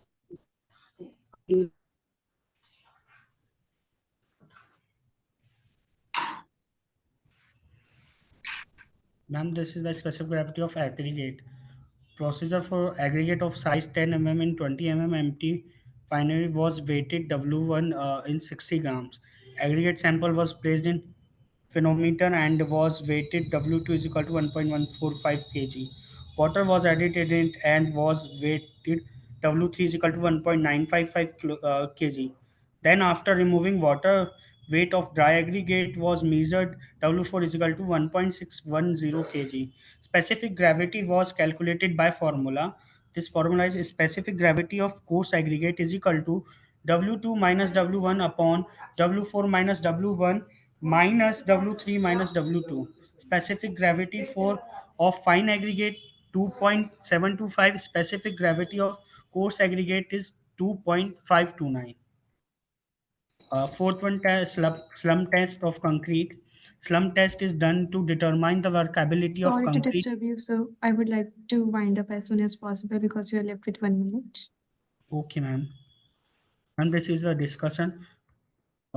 Conclusion. In summary, the experimental inquiry into the use of plastic as a building material relieved encouraging finding in terms of strengthening the mechanical qualities of concrete. The investigation was carried out by the University of Florida. The composite that was proceed after concrete was mixed up with plastic fibers had considerably improved compressive strength as a consequence of the combination was compared is the control mix. They did not contain the fiber of experimental mix 1.25% plastic fiber and compressive strength that was 36.4% higher. Uh, you Ma'am, mentioned this, that the go to the last slide. Just ma'am, this is the where the references. conclusion is there. Conclusion slide. It is mentioned that I think before the the investigation was carried out by the University of Florida. What does it mean? I mean, you just summarize their work or what? Ma'am, I have summarized my work that uh, uh, some quotes, research papers that I read, and that after that I So that write here. means you did not test, you did not do the main part. It is just you summarized what has already been done. Is it so? Sorry, ma'am. It's okay. Okay, thank you, sir. Thank you, ma'am. Thank you so much, sir. Now I would like to call our next presenter, paper IT 178, I repeat, 178, entitled Defining the Role of Artificial Intelligence Driven Advertisements on Purchase Attention on Omnichannel Customer Using SIM. Do we have the presenter here? Okay, moving forward. Next paper ID 274, I repeat, 274, cybersecurity measures using machine learning for business applications. Do we have the presenter over here? I repeat, 274. Do we have the presenter over here for the IDs? Better move to the next one. Okay, I would like to call now presenter paper ID 170. I repeat, Hi. 170. Yes, ma'am. Yes, ma'am. You can share your screen and can start with your presentation. Good evening, ma'am.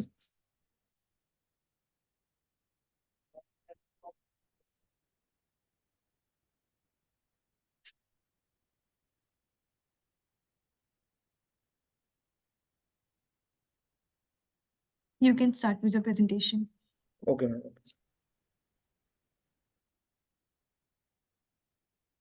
My topic was cutting edge security solution, OTP based system content, abstract, introduction, methodologies, literature review, result and discussion, conclusion and references. My abstract was Arduino based OTP smart wireless locking system, creativity and effectiveness in field of modern security solution. Here is some introduction to my model. Ajit, Hello. what you have done. Please go to the methodology of what you have done. Okay. I have done a plant structure, that is process unit, input unit, output unit.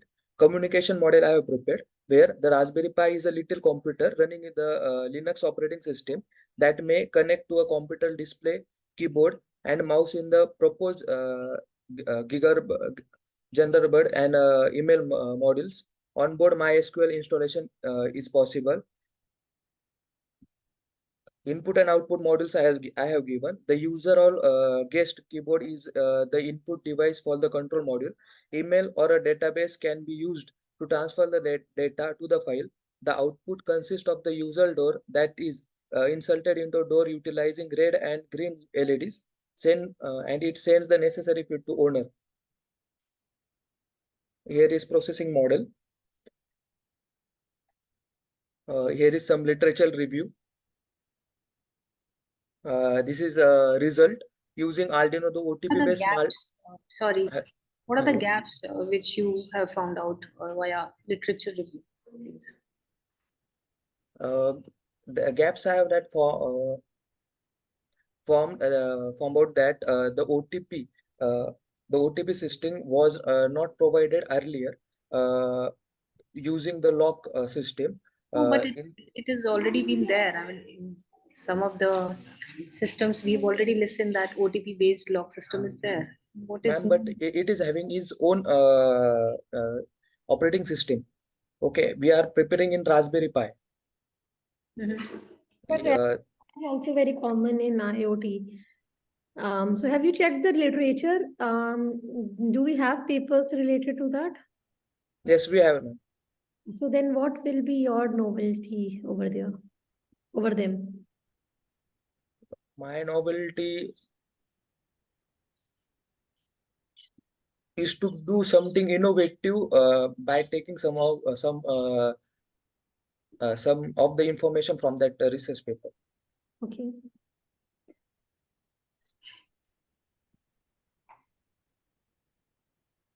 Okay, thank you. So do we have any presenter?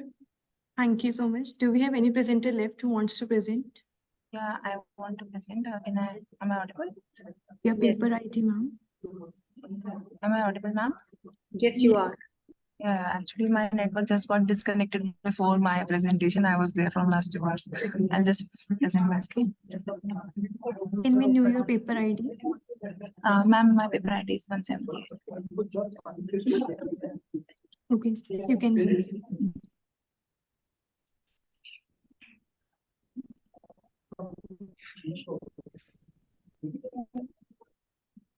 Is it possible?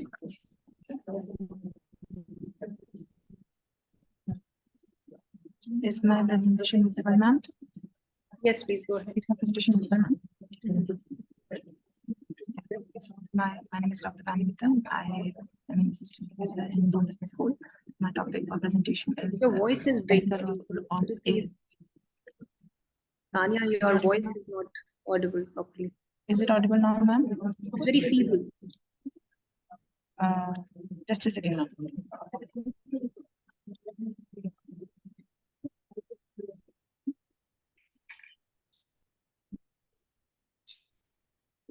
Am I audible now?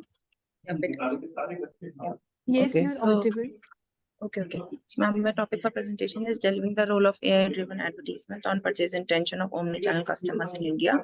So, as we know in today dynamic world, that technology has taken over all the advertisements and everything, and that's why our topic for presentation was to understand how AI has impacted the advertisement, and further those advertisement has how much those advertisements have impacted the customers.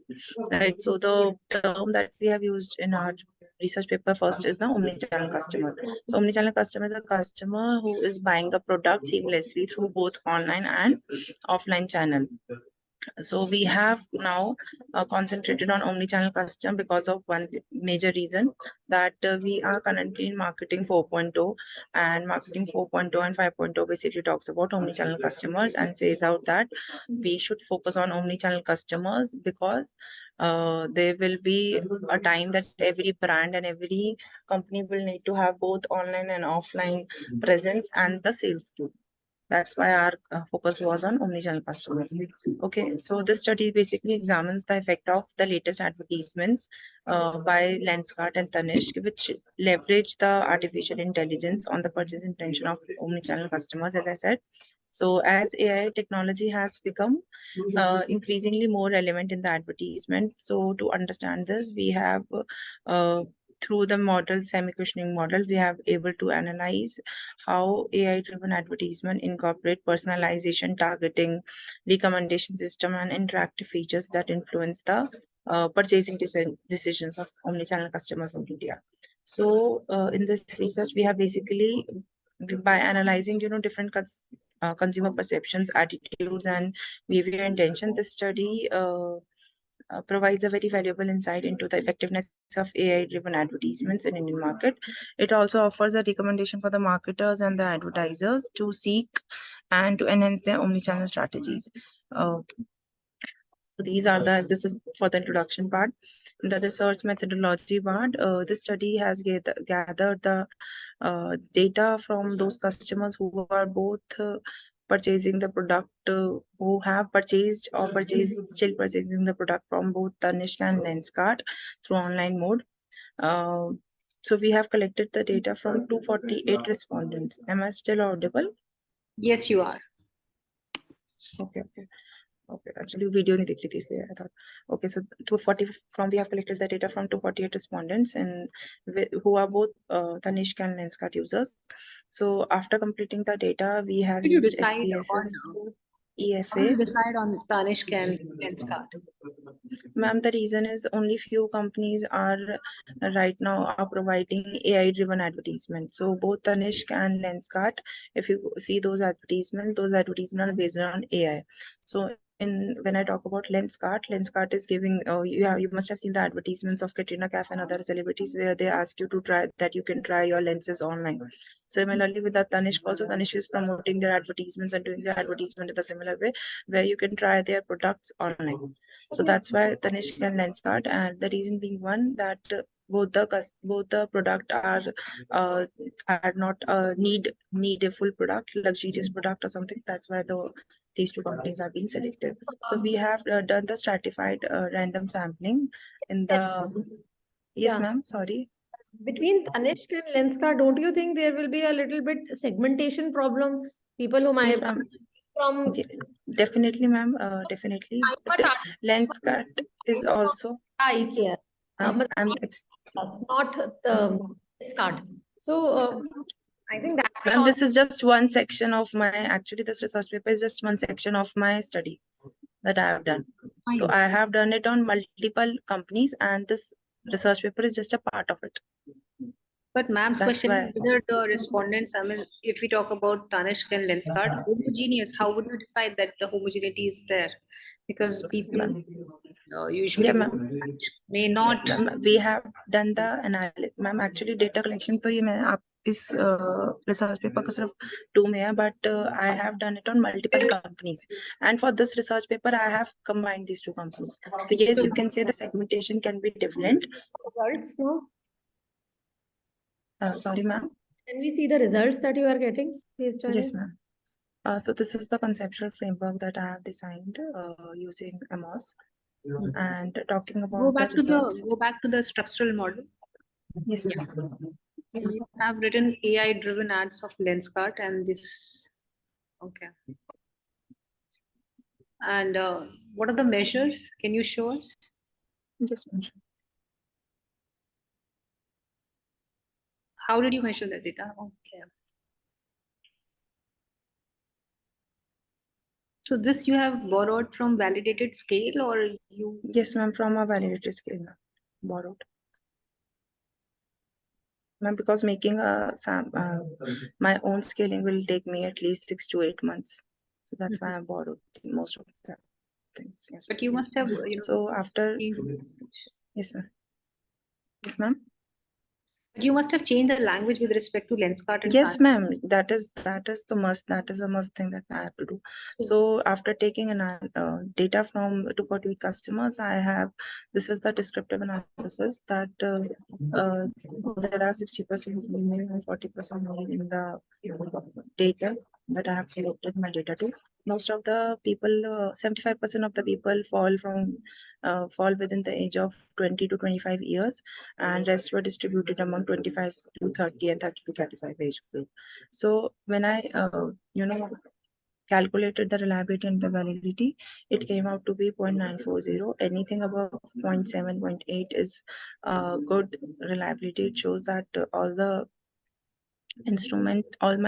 my research instrument has a good reliability.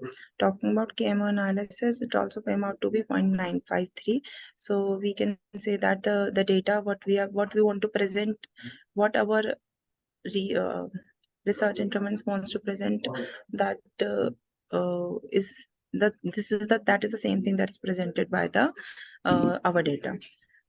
These are the EFA extracted common values that I have. So anything above 4.4 values is acceptable, under the acceptable range. So as we can see, all the values, all the instrument data has the value above 0.5. I request you to finish the presentation. Just go to your conclusion slide. Your time is getting over. Okay. This is the very small rotated component matrix that we have, that through which we can easily see that our data, all the values in our data, and the instrument, research instrument that we have is a good component matrix, rotated component matrix. This is the CFA analysis that we have. So we can see all the values are good, have good correlation among them. Talking about the results of CFA analysis, the chi-square came out to be 309. These are the degree of freedom and the probability level.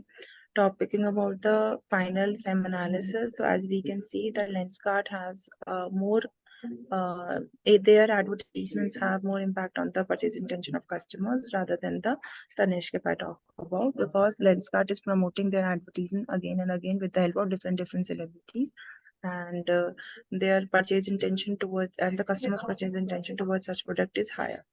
So this is the further results of the SEM analysis. As we can see, the CMN value is 1.854.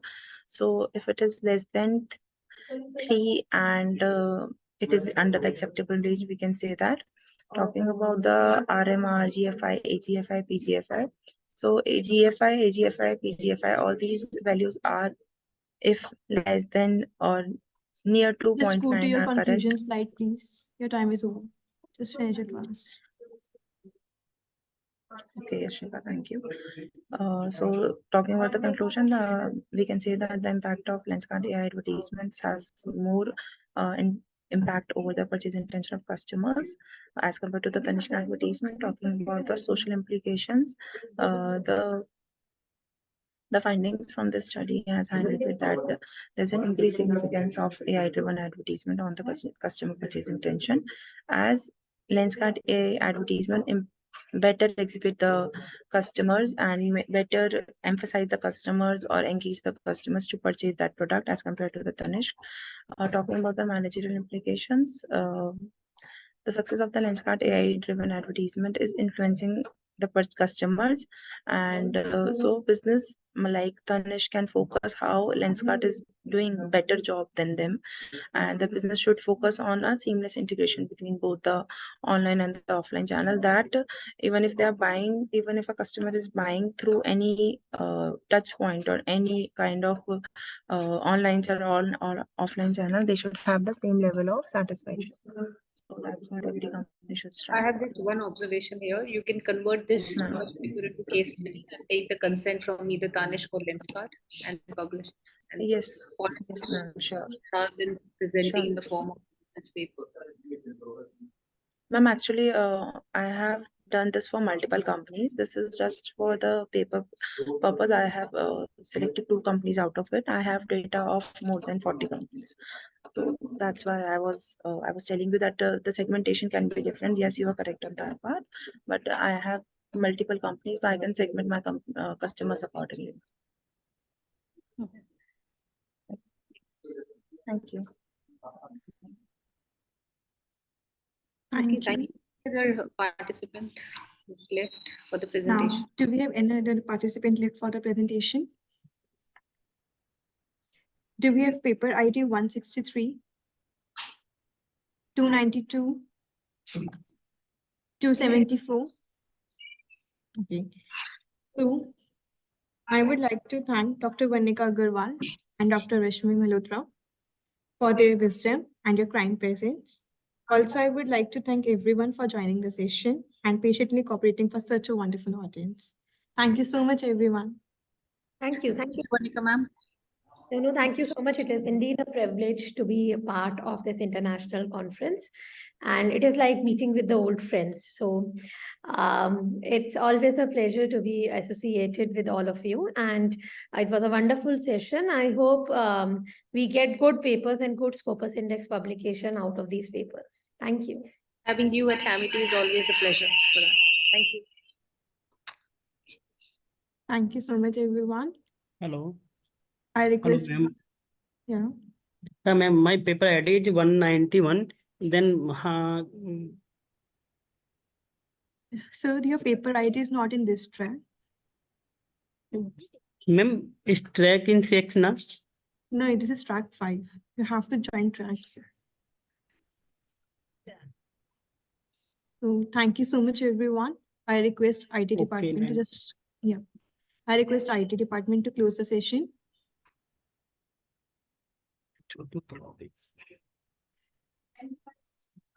IT department, I request you to close the session.